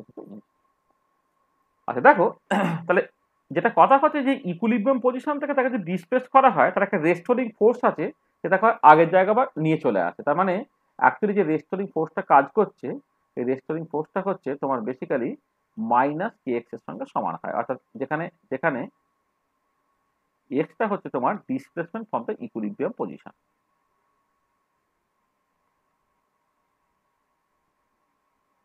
ফ্রম দ্য ইকুইলিব্রিয়াম পজিশন, মানে তুমি ধরো এইটা হচ্ছে ইকুইলিব্রিয়াম পজিশন, ইকুইলিব্রিয়াম পজিশন থেকে তুমি এদিকে লেসে এক্স ডিসপ্লেসমেন্ট করলে তাহলে একটা ফোর্স কাজ করবে, সে আবার তাকে আগের জায়গায় ফিরিয়ে আনার চেষ্টা করবে, অর্থাৎ এক্স যেদিকে বাড়ে ফোর্সটা উল্টো দিকে কাজ করে, সেটা একটা মাইনাস সাইন। আর কে একটা প্রপোর্শনালিটি কনস্ট্যান্ট, সেই কেটাকে অনেক সময় বলা হয় হচ্ছে ফোর্স কনস্ট্যান্ট, বলে ফোর্স কনস্ট্যান্ট। হ্যাঁ, সেটা একটা প্রপোর্শনালিটি কনস্ট্যান্ট, যেটা হচ্ছে তোমার বেসিক্যালি ফোর্স কনস্ট্যান্ট।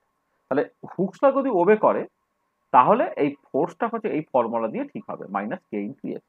এবং যারা এই হুকসটা ওবে করে তারাই বেসিক্যালি তোমার সিম্পল হারমোনিক অসিলেটর। আর লিনিয়ার নামটা কেন দিয়েছে, কারণ আমি এখানে ওয়ান ডাইমেনশনাল হারমোনিক অসিলেটর নিয়ে মাথাটা ঘামাচ্ছি, এক্স অ্যাক্সিস বরাবর সে মুভ করছে, এইটুকু ভাবছি। আর এবারে তুমি জানো যে নেগেটিভ গ্রেডিয়েন্ট অফ পোটেনশিয়াল, মানে ফোর্সটা সেটা হচ্ছে তোমার নেগেটিভ গ্রেডিয়েন্ট অফ পোটেনশিয়াল, অর্থাৎ মাইনাস ডিভিডিএস। এটা সেটা কত না, সেটা বেসিক্যালি মাইনাস কে এক্স এর সঙ্গে সমান। তো এখান থেকে তুমি দেখো ডি ভিএক্সটাকে তুমি লিখতে পারছো কে এক্স ইন্টু ডিএক্স, এইটা। আর এবার আমি ইন্ডিকেট করছি, যখন কিনা ইকুইলিব্রিয়াম পজিশনে আছে, অর্থাৎ এক্স ইকুয়াল টু জিরো, মানে ইকুইলিব্রিয়াম পজিশন, তখন পোটেনশিয়াল এনার্জিটা ধরে নাও for the time being zero. আর যখন ওটা এক্স হয়ে যাবে ধরে নাও এটা তোমার ভিএক্স হচ্ছে, তাহলে এখান থেকে তুমি যেটা পাচ্ছ ভিএক্সটা, এটাকে ইন্ডিকেট করলে হাফ কে এক্স স্কোয়ার হচ্ছে। তার মানে যখন লিনিয়ার সিম্পল হারমোনিক অসিলেটর, তার করসপন্ডিং যে পোটেনশিয়াল এনার্জিটা সেটাকে তুমি হাফ কে এক্স স্কোয়ার এই দিয়ে লিখতে পারো। তাহলে এই হচ্ছে ব্যাপারটা। তাহলে মানে যে হুকস ল ওবে করে তার পোটেনশিয়াল এনার্জি হচ্ছে হাফ কে এক্স স্কোয়ার, এটাকে বলা হয় প্যারাবোলিক পোটেনশিয়াল। Parabolic potential. আর তুমি যদি ছবিতে দেখাও,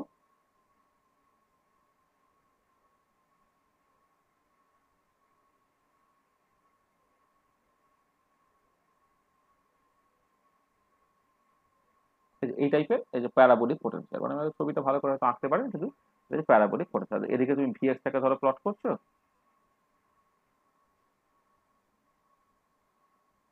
ভিএক্স টাকে প্লট করছো এক্স এর রেসপেক্টে, এটা এক্স ইকুয়াল টু 0, এটা প্লাস ইনফিনিটির দিক, এটা মাইনাস ইনফিনিটির দিক। হ্যাঁ, তাহলে পোটেনশিয়াল এনার্জি তোমার এই ধরনের দিক।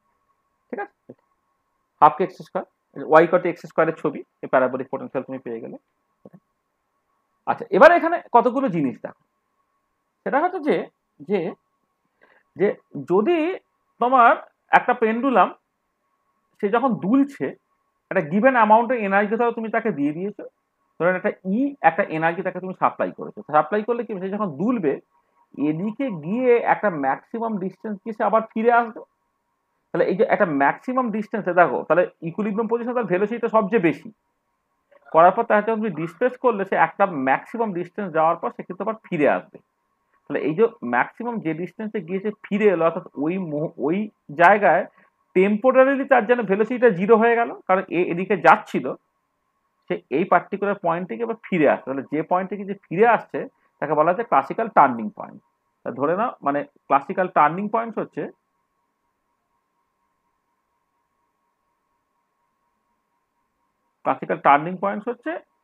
আমি ধরে নিচ্ছি এটা প্লাস মাইনাস এ। তাহলে এদিক থেকে গেল, গিয়ে আপ টু প্লাস এ পর্যন্ত গেল, এদিকে হচ্ছে মাইনাস এ পর্যন্ত গেল। হ্যাঁ, করে গিয়ে মানে এক্স এর ম্যাক্সিমাম ভ্যালু প্লাসে আর এক্স এর এদিকে মিনিমাম ভ্যালু মাইনাসে, এর মধ্যে সে অসিলেট করছে। তাহলে এই জায়গায় গিয়ে আজকে যখন টেম্পারেচার থামছে, অর্থাৎ তা আর এদিকে যেতে পারছে না, এরপরে সে কি করবে, সে বেশি উল্টো দিকে ফিরতে থাকবে। এইটা ঠিক আছে। তাহলে ক্লাসিক্যাল, সেটাকে বলছে ক্লাসিক্যাল টার্নিং পয়েন্ট, সেটা প্লাস মাইনাস এ। আর এবারে at the classical turning point,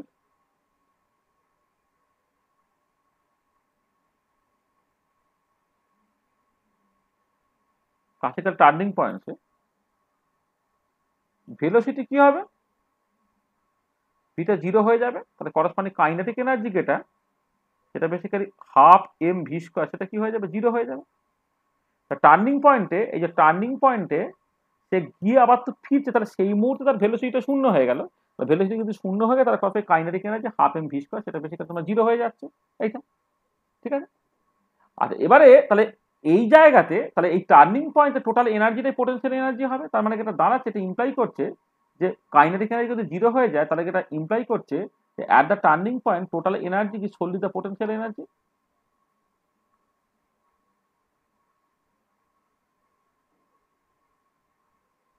At the turning point, total energy is solely the potential energy. Total energy তাহলে কি হবে, টোটাল এনার্জি যেটা পোটেনশিয়াল এনার্জির সঙ্গে সমান, এটা কত হবে, হাফ কে এ স্কোয়ারের সঙ্গে সমান হবে। টোটাল এনার্জিটা যেটা বেসিক্যালি টার্নিং পয়েন্টে, মানে বেসিক্যালি যখন এক্স এর ভ্যালুটা তোমার প্লাস মাইনাস এ রাদার, মানে এটাকে বলা ভালো এক্স এর ভ্যালুটা যখন তোমার প্লাস মাইনাস এ, মানে এটা প্লাস মাইনাস এ যেখানে টার্নিং পয়েন্ট আর কি। হ্যাঁ, এনার্জিটা তোমার বেসিক্যালি পোটেনশিয়াল এনার্জি তখন এক্সটা হচ্ছে তোমার প্লাস মাইনাস এ, সেটা হচ্ছে হাফ কে স্কোয়ার হবে। এটা ঠিক আছে। তাহলে বোঝা গেল যে এই হারমোনিক অসিলেটর প্রবলেমের জন্য তোমার টোটাল এনার্জি কিন্তু হাফ কে এ স্কোয়ার, যেখানে এ হচ্ছে তোমার টার্নিং পয়েন্ট।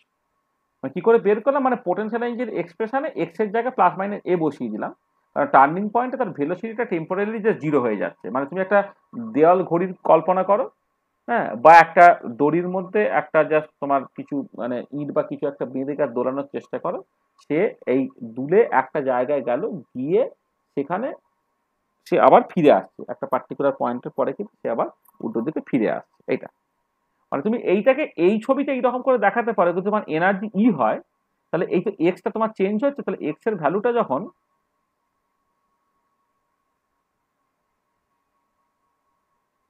এটা হচ্ছে এক্স, এক্স এর ভ্যালুটা যখন প্লাস এ অথবা এক্স এর ভ্যালুটা যখন তোমার মাইনাস এ, তখন কি হয়েছে না এইটা তোমার পোটেনশিয়াল এনার্জি, যেটা হাফ কে এক্স স্কোয়ার। দেখো এই পোটেনশিয়াল এনার্জি টোটাল এনার্জি তোমার বেসিক্যালি সমান হয়ে গেছে এই পার্টিকুলার পয়েন্টে। দেখো পোটেনশিয়াল এনার্জিও যা, টোটাল এনার্জিও তাই। এই যে টোটাল এনার্জিও যা, এই যে কোথায় গেল, টোটাল এনার্জিও যা, পোটেনশিয়াল এনার্জি একই। তার যে করসপন্ডিং যে পয়েন্টগুলো সেটা হচ্ছে তোমার classical turning point. Turning point এইভাবে বললে যেখানে গিয়ে শেষ আবার ফিরে আসে সেটা টার্নিং পয়েন্ট। আর এইরকম ভাবে বললে হচ্ছে তোমার যদি একটা পার্টিকুলার এনার্জি তুমি নাও, সেই এনার্জিটা সেইটা বেসিক্যালি এই পোটেনশিয়াল এনার্জি কার্ভটাকে যে যে পয়েন্টে কাট করছে তার করসপন্ডিং এক্স ভ্যালুগুলি হচ্ছে তোমার করসপন্ডিং টার্নিং পয়েন্ট। ঠিক আছে, আমি কতগুলো জিনিস বলতে পারলাম? ঠিক আছে তো? হ্যাঁ স্যার। আচ্ছা হ্যাঁ স্যার। আচ্ছা, তাহলে এবার দেখ। হ্যাঁ স্যার। আর এবারে আমি মানে একটু ব্যাকগ্রাউন্ড তৈরি করে দিলাম। হ্যাঁ, এবারে আমি আমার জায়গায় ফিরে আসছি। দেখ, আমি দু রকম ভাবে এই প্রবলেমটাকে সলভ করব। ফার্স্ট অ্যাপ্রোচ যেটা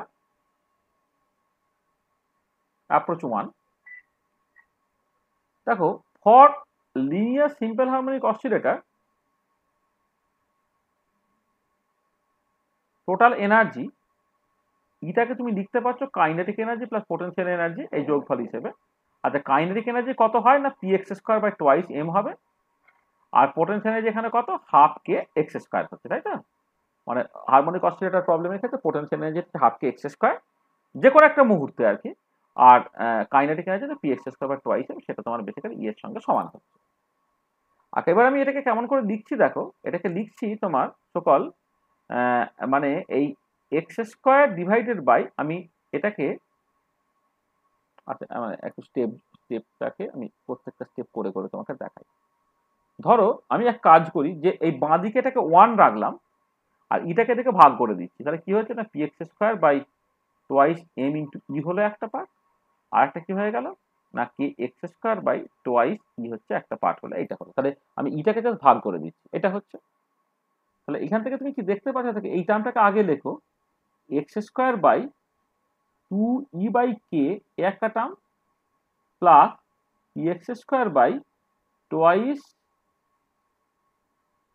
m ই একটা পার্ট, এইটা বেসিক্যালি তোমার 1 হয়ে যাচ্ছে। বা এখান থেকে দেখো X square by root over of twice E by K তার স্কোয়ার হয়ে গেল plus px square by root over twice m into E তার স্কোয়ার হয়ে গেল ইকুয়াল টু 1 হলো। দেখো এরকম একটা ইকুয়েশন তুমি তৈরি করতে পারছো তো এখান থেকে, ঠিক আছে? কি কোনো অসুবিধা আছে?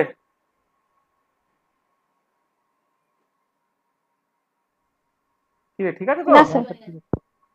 আচ্ছা, এবারে কম্পেয়ার দিস ইকুয়েশন, না sir. Compare this equation with, তাহলে এক্স স্কোয়ার বাই ধরো A square plus Y square by B square equal to 1, এই ইকুয়েশনের সাথে কম্পেয়ার করো, যেখানে যেখানে তোমার দেখো এই সকল এটা সেটা হচ্ছে root over of twice E by K আর করসপন্ডিং বিটা হচ্ছে root over twice M E. তাহলে এইটার সঙ্গে এটা কম্পেয়ার করতে পারো। দেখো এটা কি this is an equation of an ellipse, তাই তো? উপবৃত্তের ইকুয়েশন তুমি পড়েছো তো? হ্যাঁ স্যার। এটা তো একটা ইলিপসের ইকুয়েশন, তাই তো? হ্যাঁ। তাহলে এবারে দেখো, তাহলে এবারে খেয়াল করো, তাহলে এবারে তুমি যদি এই এই একটা ইলিপস মানে এই এই যে ইলিপসটা, এই ইলিপসটা কেমন দেখতে হয়, এই ইলিপসটা যদি তুমি ছবিটাকে আঁকো তাহলে এই ধরনের দেখতে ইলিপসটা, তাই তো? এই বরাবর এক্স হ্যাঁ স্যার। আর এই বরাবর তুমি ওয়াই লিখছো, তাহলে এই যে সেমি মেজর অ্যাক্সিস যেটা সেইটা তোমার বেসিক্যালি হচ্ছে এ, আর সেমি মাইনর অ্যাক্সিস যেটা সেটা তোমার বেসিক্যালি বি, তো তাই তো? ঠিক আছে না? হ্যাঁ স্যার। আচ্ছা, এবারে এবারে এইটাকে কম্পেয়ার করো, তাহলে এই যে ইকুয়েশনটা যদি তুমি একসাথে আঁকো তাহলে কেমন দাঁড়াবে, তাহলে এই যে ইকুয়েশনটা দেখো, এই যে ইকুয়েশনটা এইটার সঙ্গে কম্পেয়ার করো, এটা কেমন দেখতে তাহলে? তুমি যদি এক্স আর ওয়াই না করে এইদিকে এক্স লিখতে, আর এইদিকে ধরো তুমি যদি পিএক্স লেখো, এইটা যেমন এখানে x square by a square plus Y square by B square, এখানে আছে x square by something square plus p y square by something square. তুমি যদি এইরকম ভাবে করো তাহলে একদিকে এক্স লিখবো, একদিকে পিএক্স লিখবো, আর এর করসপন্ডিং যেটা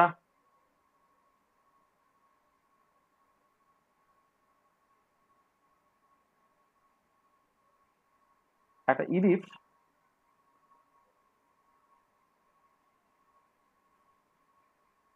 হ্যাঁ এই ধরনের দেখতে একটা ইলিপস হলো, বাজে ভাবে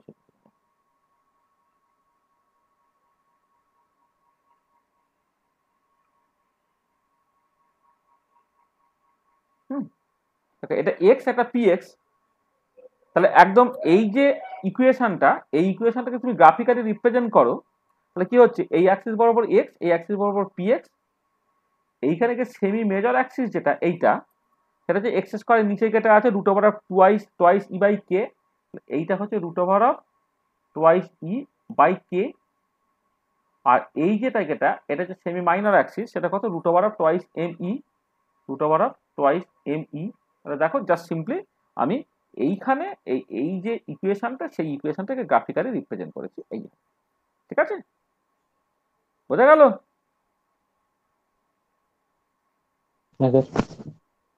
ঠিক আছে তো? হ্যাঁ স্যার। আচ্ছা, আর এবারে দেখো তো তুমি এরিয়া অফ অ্যান ইলিপস, তার ফর্মুলা কি? Pi into cm major Axis into cm minor Axis. এটা হয়তো মানে যদি তোমার এইটা হচ্ছে তোমার করসপন্ডিং একটা ইলিপস হতো x square by a square plus Y square b square equal to 1, তাহলে সেই ইলিপসের এরিয়া কি কত হয় গো জানো তো? পাই এবি হয় তো? হ্যাঁ, তাহলে পাই এবি। তাহলে ইন আওয়ার কেস কি হবে? ইন আওয়ার কেস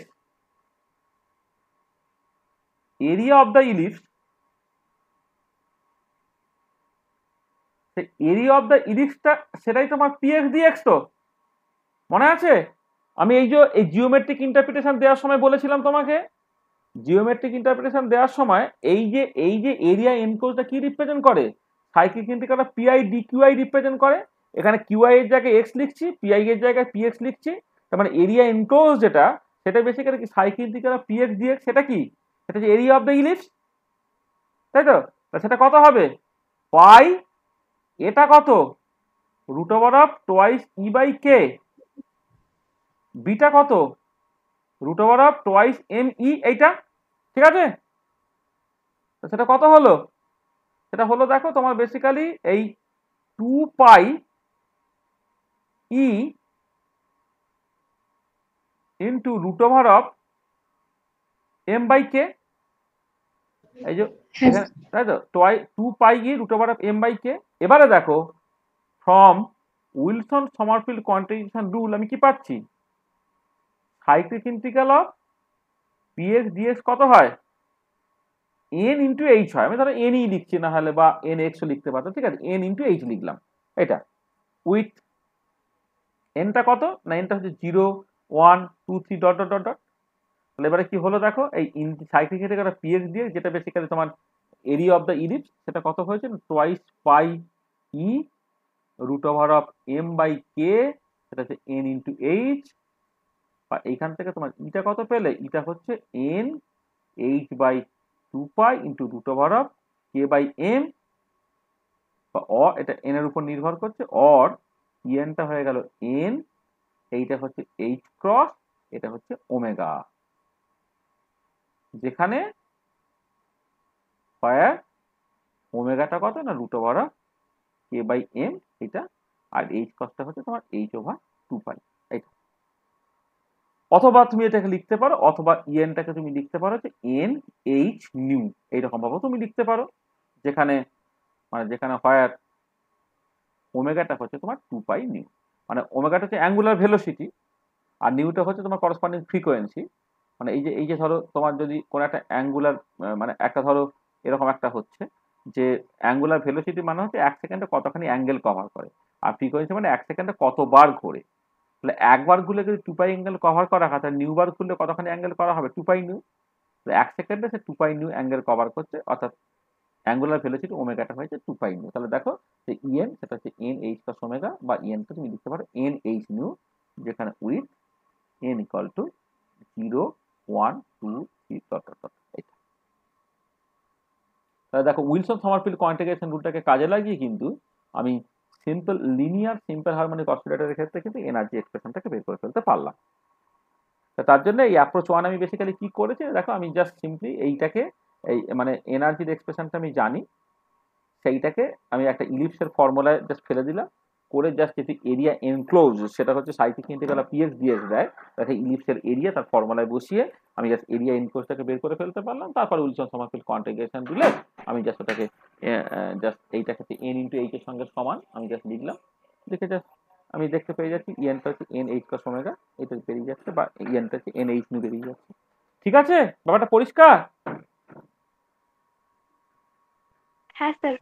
হ্যাঁ আচ্ছা, স্যার। এবারে এইটাকে তুমি কম্পেয়ার করো এক্সাক্ট, মানে compare with the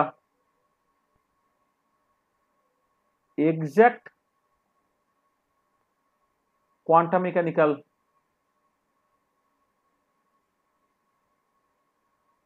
mechanical energy expression, এটা।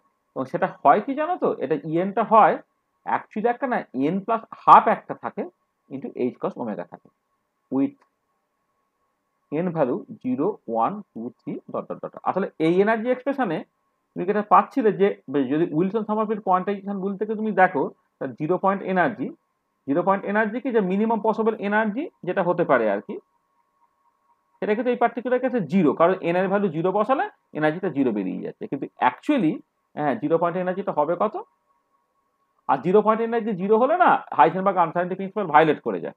সেখানে উইলসন সমারফিল্ড কোয়ান্টিফিকেশন রুলের একটা লিমিটেশন আছে, সেটা হচ্ছে যে এক্ষেত্রে 0 পয়েন্ট এনার্জি 0 বেরিয়ে যাচ্ছে, অর্থাৎ হাইজেনবার্গ আনসার্টেনিটি প্রিন্সিপাল ভায়োলেটেড হয়ে যাচ্ছে। কিন্তু তোমার exact quantum mechanic energy expression N plus half H কস ওমেগা হয়, এন ইকুয়াল টু 0 1 2 3 4। এবারে মিনিমাম পসিবল এনার্জি যখন এন ইকুয়াল টু 0 যদি তুমি বসিয়ে দাও, তাহলে 0 পয়েন্ট এনার্জি যেটা সেটা হচ্ছে E0, সেটা কিন্তু হাফ এইচ কস ওমেগা।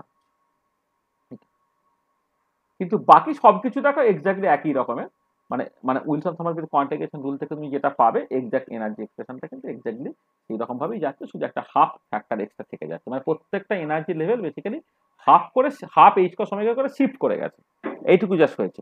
কিন্তু এই যে এনার্জি ডিসক্রিট বা দুটো পাশাপাশি লেভেলের মধ্যে যে এনার্জি গ্যাপ, মানে এন ইকুয়াল টু 1 আর 2 এর মধ্যে যে গ্যাপটা যে এইচ নিউ বা এইচ কস ওমেগা হবে, সেটা এখানে দু জায়গাতে কিন্তু সমান হচ্ছে, বাকি সবকিছু একই রকমের থাকবে। শুধু 0 পয়েন্ট এনার্জিটা তোমার আসলে আসলে হাইজেনবার্গ আনসার্টেনিটি প্রিন্সিপাল এসেছে 1925 সালে, আর উইলসন সমারফিল্ড কোয়ান্টিফিকেশন রুল এসেছে 1914 থেকে 16 সালে। তাহলে উইলসন সমারফিল্ড জানতোই না যে সকাল একটা আনসার্টেনিটি প্রিন্সিপাল বলে ব্যাপার আছে আর কি। তারা যদি জানতে পারতো যে আনসার্টেনিটি প্রিন্সিপাল বলে একটা ব্যাপার আছে, তাহলে তারা হয়তো সেই জায়গাতেই তাদের ফাইনাল এক্সপ্রেশনগুলো কিছু মডিফাই করতে পারত। মানে বেসিক্যালি মানে যেটা ইম্পর্টেন্ট পয়েন্ট, যে তোমার এই উইলসন সমারফিল্ড কোয়ান্টিফিকেশন রুল দিয়ে প্রায় কিছুই না করে, অর্থাৎ কোয়ান্টাম মেকানিক্স না শিখে, হ্যাঁ শ্রোডিঞ্জার ইকুয়েশন কনস্ট্রাক্ট না করে তুমি কিন্তু সকাল ডিসক্রিট বা কোয়ান্টাইজড এনার্জি এক্সপ্রেশনগুলোকে পেয়ে যেতে পারছো। এটাই হচ্ছে এই উইলসন সমারফিল্ড কোয়ান্টিফিকেশন রুলের হচ্ছে বিউটি। ঠিক আছে, বোঝা গেছে যে হারমোনিক অসিলেটর প্রবলেমের ক্ষেত্রে আমি উইলসন সমারফিল্ড কোয়ান্টিফিকেশন রুলটাকে বের করে উইলসন সমারফিল্ড কোয়ান্টিফিকেশন রুলটাকে কাজে লাগিয়ে কেমন করে এনার্জি এক্সপ্রেশন পেতে পারলাম। ঠিক আছে তো, হলো? হ্যাঁ স্যার। আচ্ছা, এবারে আরেকটা হ্যাঁ, স্যার। অ্যাপ্রোচ 2 আমি তো একটা অ্যাপ্রোচে করে দিলাম এইটা, আর একটা অ্যাপ্রোচ আমি তোমাকে কিছুটা মানে রাস্তাটা তৈরি করে দিচ্ছি, কিন্তু এটা বাড়িতে তোমাকে করতে দেবো, মানে বেসিক্যালি একটা ইন্টিগ্রেশন তোমাকে করতে দেবো, অ্যাপ্রোচ 2। আচ্ছা দেখো, এই যে উইলসন সমারফিল্ড কোয়ান্টিফিকেশন রুল যদি তুমি সরাসরি ইউজ করো, কি লিখবে না ইন্টিগ্রাল, মানে সাইক্লিক ইন্টিগ্রাল px dx, সেটা হচ্ছে তোমার n into H with n equal to 0 1 2 3। এটা তো উইলসন সমারফিল্ড কোয়ান্টিফিকেশন রুল এটা। আর এবারে দেখো যে যখন cyclic integral of px dx তুমি করছো, এই px টা x এর কেমন ফাংশন তুমি জাস্ট বের করতে পারো। কেমন করে বের করতে পারো দেখো, মানে আমি যেটা জানি আর কি, গিভেন এনার্জিটা সেটা কি হয়, এনার্জিটা হয় হচ্ছে তোমার px²/2m প্লাস হাফ kx², এটা যে এনার্জি হয়। আচ্ছা, এবার এই এনার্জিটা আবার তুমি লিখতে পারো হাফ kA², মানে এটা তো total energy kinetic energy plus potential energy. আর টোটাল এনার্জি আমি দেখেছি কি হাফ kA², তাহলে হাফ kA² হয়ে যাচ্ছে তোমার px²/2m হাফ kx², এইটা। তা তুমি দেখো এখানে হাফ হাফ গুলো সব বাদ দিয়ে দাও, তুমি এখান থেকে কি পাচ্ছ না px² তুমি পেয়ে যাচ্ছ, দেখো তোমার সকল m into K into a² - x², half half half বাদ দিচ্ছ, তাহলে px²/m হয়ে যেত কত, এটা এদিকে চলে এলে k ইন্টু a² - x², mটা গুণ হয়ে গেল, m কে a² - x², এখানে px টা তাহলে কত হবে না, px টা হবে তোমার basically plus minus √of mk into a² - x²। মানে কি দাঁড়াচ্ছে দেখো, এই যে সাইক্লিক ইন্টিগ্রাল তুমি করছো, এটা বেসিক্যালি তুমি এটাকে লিখতে পারো তোমার √of mk into a² - x², এদিকে dx হলো সেটা হচ্ছে n ইন্টু এইচ। আচ্ছা, এবারে সাইক্লিক ইন্টিগ্রাল মানে বেসিক্যালি কি, সাইক্লিক ইন্টিগ্রাল মানে জাস্ট বেসিক্যালি এই পার্টিকুলার কেসে না কি হচ্ছে না, এই যে দেখো তুমি বেসিক্যালি কেমন করে করবে না, এখানে এই মাইনাস এ থেকে প্লাস এ পর্যন্ত, মানে এখানে এক্সটা তো ভেরিয়েবল, তাহলে মাইনাস এ থেকে প্লাসে, মাইনাস এ থেকে প্লাস এতে গেল, আবার আগের জায়গায় ফিরে এলো, তাহলে মাইনাস এ থেকে প্লাস এতে গেল, আবার আগের জায়গায় ফিরে এলো, তবে পুরো সাইকেলটা হবে। তার মানে তুমি জাস্ট লিমিটটা যখন বসাবে তোমাকে বেসিক্যালি মাইনাস এ থেকে প্লাস এতে যেতে হচ্ছে এবং 2 টাইমস হয়ে যাচ্ছে, তাহলে 2 ইন্টু ইন্টিগ্রাল এ থেকে মানে মাইনাস এ থেকে প্লাসে √of mk a² - x² dx equal to na। আর এইখানে আরেক লাইন আমি করে দিতে পারি, সেটা হচ্ছে এই যে সকল ইন্টিগ্রান্ডটা সেটা কিন্তু একটা ইভেন ফাংশন। ইভেন ফাংশন যদি হয় তাহলে মাইনাস এ থেকে প্লাসে করলে এটা কি হবে 2 ইন্টু 0 থেকে a হয়ে যায়, মানে এটাকে তুমি লিখতে পারো ইন্টিগ্রাল 0 থেকে a √of mk into a² - x² dx equal to n into H. তাহলে আমি এতখানি তোমায় করে দিলাম, তাহলে এবার তোমাকে কাজটাকে এটা দিচ্ছি, হোমওয়ার্ক সেটা কি না, তুমি এই ইন্টিগ্রেশনটাকে সিম্পলি করবে, করে না তুমি যেটা করবে যে ইন্টিগ্রেশনটা করে সেখান থেকে না a² এর ভ্যালুটাকে বের করে নেবে। হোমওয়ার্কটাকে করো, করে তুমি just find a² and hence এনার্জিটাকে ক্যালকুলেট করো, যেটা বেসিক্যালি হাফ kA²। তুমি করবে, দেখবে এইখানটা করে তুমি পরিষ্কার ওই আগে যে এনার্জি এক্সপ্রেশনটা পেয়েছিলে সেটাই তুমি পাবে, সেটা হচ্ছে n h + ω, এই এনার্জি এক্সপ্রেশনই কিন্তু আলটিমেটলি বেরোবে। তাহলে আমি দেখো যেমন করে একদম ডিরেক্ট ফর্মুলায় বসিয়ে তুমি যদি কাজটাকে করতে চাও সেই রকম ভাবেই আমি এগোচ্ছি। তাহলে cyclic integral of px dx equal to n into H হবে। এবারে px-টা এই ইন্টিগ্রেশনটা যখন করবে, পার্টিকুলার বক্সের ক্ষেত্রে px-টা ইন্ডিপেন্ডেন্ট অফ পজিশন ছিল বলে তুমি ওটাকে ইন্টিগ্রেশনের বাইরে বের করে নিয়েছিলে, কিন্তু এখন তার px-টা ইন্ডিপেন্ডেন্ট অফ x নয়, px-টা x এর উপরে কেমন করে ডিপেন্ড করে না, এটা plus minus √of mk into a² - x²। তাহলে তুমি জাস্ট ওইটাকে বসালে, মানে px এর জায়গায় √of mk a² - x², সেটা তুমি জাস্ট সিম্পলি বসাচ্ছ, ঠিক আছে।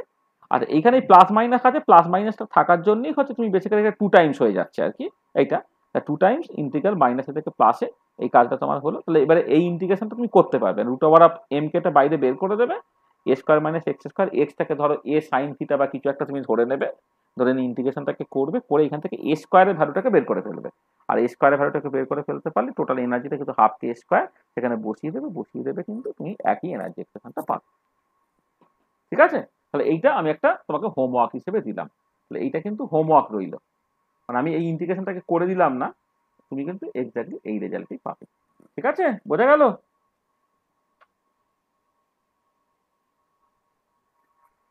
ঠিক আছে তো? ঠিক আছে। আচ্ছা আচ্ছা, নেক্সট হচ্ছে আর একটা পার্টিকুলার প্রবলেম আমি বলছি, ধর রিজিড রোটার বলে একটা ব্যাপার আছে, রিজিড রোটার প্রবলেম। আচ্ছা, রিজিড রোটার প্রবলেমের জন্য তুমি যখন সকল মানে রিজিড রোটার মানে একটা রোটেটার, সে একটা পার্টিকুলার পয়েন্টের অ্যাবাউট রোটেট করছে, এবার যখন রোটেট করছে তখন বল লেন্থের কোনো চেঞ্জ হচ্ছে না, এরকম একটা সিস্টেম, সেটাকে বলে রিজিড রোটার সিস্টেম, সেটা কোয়ান্টাম মেকানিক্স একটা খুব পপুলার সিস্টেম।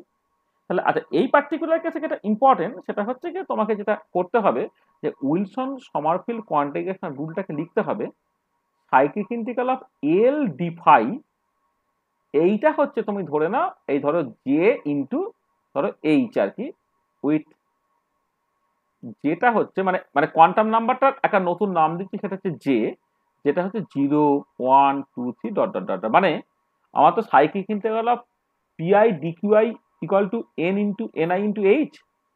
এবারে যখন রিজিড ডটার প্রবলেম তুমি কনসিডার করছো তখন অ্যাকচুয়ালি কি হচ্ছে একটা পার্টিকুলার পয়েন্টকে কেন্দ্র করে কোন একটা পার্টিকেল সে বেসিক্যালি হ্যাঁ তোমার এই ডিস্টেন্সটাকে ফিক্স থেকে সে বেসিক্যালি রোটেট করছে, এটা রোটেট করছে। তাহলে যখন এই টাইপের কোন একটা মোশন তুমি কনসিডার করবে তখন তুমি যেটা করতে পারো যে ওই এই যে মানে উইলসন সমারফিল্ড কোয়ান্টিফিকেশন রুল যেটা বলে না যে ইন্টিগ্রাল পিআই ডি কিউআই, সেটা তো এনআই ইন্টু এইচ, এখানে তো কিউআইটা একটা জেনারেলাইজ পজিশন, পিআইটা হচ্ছে ক্যানোনিক্যাল মোমেন্টাম। এবার আমি বলেছিলাম যখন কিউআইটাকে তুমি ফাই লিখবে তখন পিআইটাকে এল লিখতে পারো, তার মানে রিজিড ডটার প্রবলেমের ক্ষেত্রে উইলসন সমারফিল্ড কোয়ান্টিফিকেশন রুলটা এইরকম হয়ে যাবে cyclic integral L D phi equal to j into h, এইটা মানে এই যে অ্যাঙ্গেলটা সেই অ্যাঙ্গেলটা তুমি জাস্ট ডি ফাই দিয়ে এক্সপ্রেস করছো এইটা।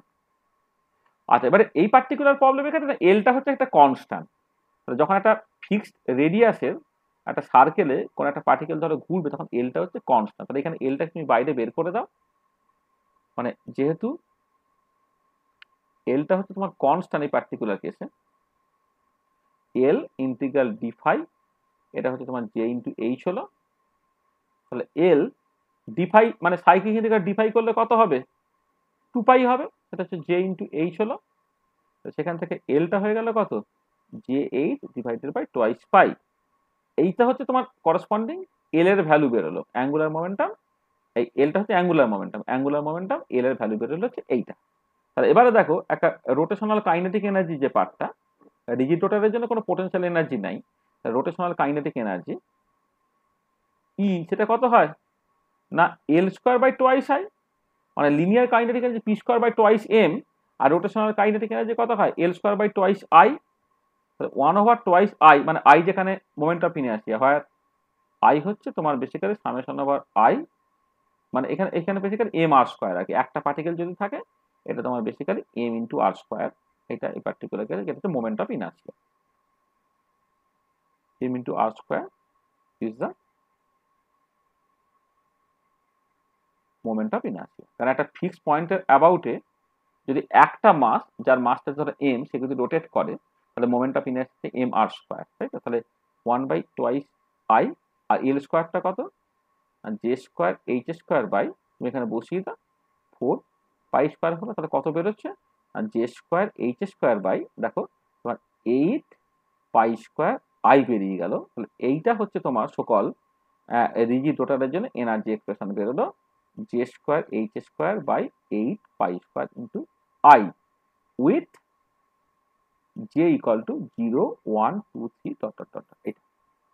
তাহলে উইলসন সমারফিল্ড কোয়ান্টিফিকেশন রুলটা তুমি রিজিড রোটার প্রবলেমের জন্য যখন ব্যবহার করবে তখন যে এনার্জি এক্সপ্রেশনটা সেটা j square H square by 8 pi square I হলো, এখানে জে এরও কতগুলো ডিসক্রিট ভ্যালু অ্যালাউড বলে করসপন্ডিং এনার্জিটা কতগুলো ডিসক্রিট ভ্যালু অ্যালাউড হচ্ছে। আবার এইটাকে তুমি কম্পেয়ার করতে পারো, compare with exact quantum mechanical result, exact quantum mechanical result তার সঙ্গে কম্পেয়ার করতে পারো। তুমি যেটা দেখবে যে মানে এটা এটা এটা কোয়ান্টাম মেকানিক্স এটা তোমাদের পড়ানো হবে, এক্সাক্ট কোয়ান্টাম মেকানিক্যাল রেজাল্টে না এনার্জিটা বেরোয় j into j plus 1 h square by 8 pi square I বেরোয় এইটা। তাহলে এক্সাক্ট কোয়ান্টাম মেকানিক্স বলে রেজাল্টটা বেরোবে হচ্ছে j into j plus 1 h square by হচ্ছে তোমার 8 পাই স্কোয়ার আই, আর উইলসন সমারফিল্ড কোয়ান্টিফিকেশন রুল থেকে যে এনার্জি এক্সপ্রেশনটা বেরোলো সেটা হচ্ছে j square H square by 8 pi square I. দেখো এইটাকে জাস্ট সিম্পলি এই j square H square by 8 pi square I এর সঙ্গে সমান হয়ে যাবে কখন না যখন তোমার যেটা বেশ বড়, মানে যেটা যদি একের থেকে খুব বড় হয়ে যায় জে প্লাস 1টাকে তুমি অ্যাপ্রক্সিমেটলি জে বলতে পারবে, তখন সেটা j square H square by 8 pi square I এর সঙ্গে সমান হয়ে যাচ্ছে। অর্থাৎ যে এক্সাক্ট কোয়ান্টাম মেকানিক্যাল রেজাল্টটা লার্জ কোয়ান্টাম নাম্বারে সেটা কিন্তু এই উইলসন সমারফিল্ড কোয়ান্টিফিকেশন রুল থেকে যে প্রেডিক্টেড হলো তার সঙ্গে সমান হয়ে যায়। তাহলে দেখো আমি আসলে এই যে তিনটে পার্টিকুলার প্রবলেম করলাম, একটা হচ্ছে পার্টিকুলার বক্স প্রবলেম, একটা হচ্ছে রিজিড রোটার প্রবলেম, এবং একটা হারমোনিক অসিলেটর প্রবলেম, এই তিনটে প্রবলেমে উইলসন সমারফিল্ড কোয়ান্টিফিকেশন রুলটাকে কাজে লাগিয়ে আমি ডিসক্রিট বা কোয়ান্টাইজ এনার্জি এক্সপ্রেশনটাকে পেলাম। তাকে কোয়ান্টাম মেকানিক্স মোরাললেস না শিখে, মানে কোয়ান্টাম মেকানিক্স মানে হচ্ছে শ্রোডিঞ্জার ইকুয়েশন থেকে যে জিনিসগুলো তুমি শুরু করছো, যা কিছু করছো, সেইগুলো বেসিক্যালি তোমার এক্সাক্ট কোয়ান্টাম মেকানিক্স। তাহলে এক্সাক্ট কোয়ান্টাম মেকানিক্স না করে জাস্ট উইলসন সমারফিল্ড কোয়ান্টাইজেশন একটা রুল, সেই রুলটাকে কাজে লাগিয়ে কিন্তু আমি কোয়ান্টাইজ এনার্জি এক্সপ্রেশন থেকে পেয়ে যাচ্ছি। তার মানে হচ্ছে যে মানে অ্যাকচুয়ালি যেটা পাচ্ছি আমি, যে we are getting quantize energy expression,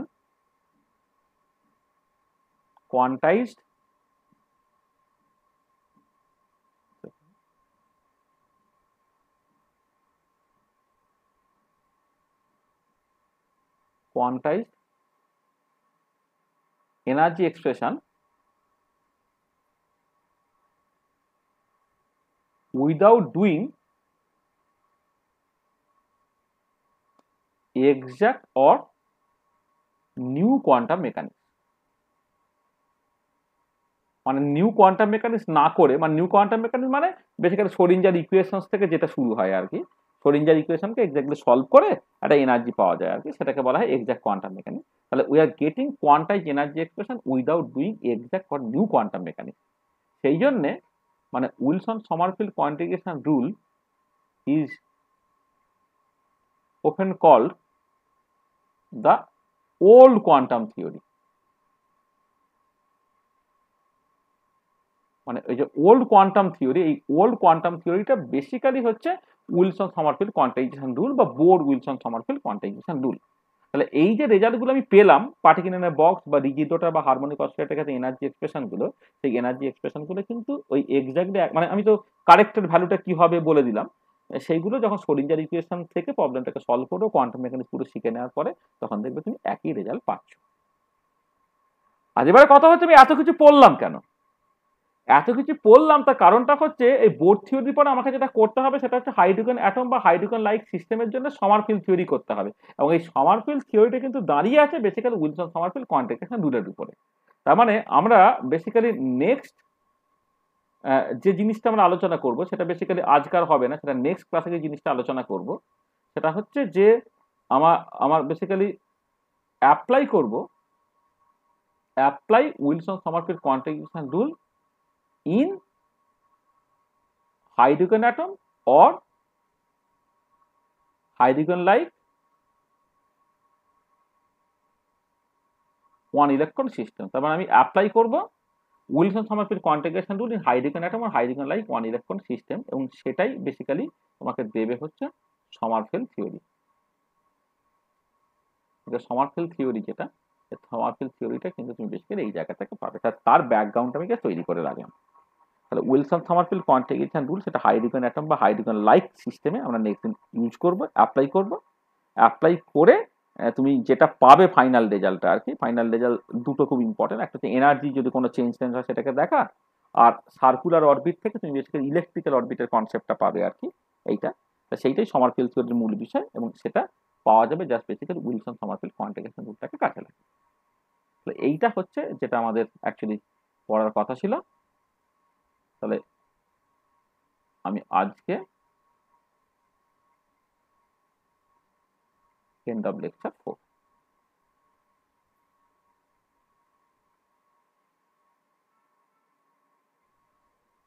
দেখো যা বলেছি তাতে কারো যদি কোথাও কোনো অসুবিধা থাকে তো বলে না, মানে যা বলেছি তাতে কারো কি কোথাও কোনো সমস্যা আছে বুঝতে?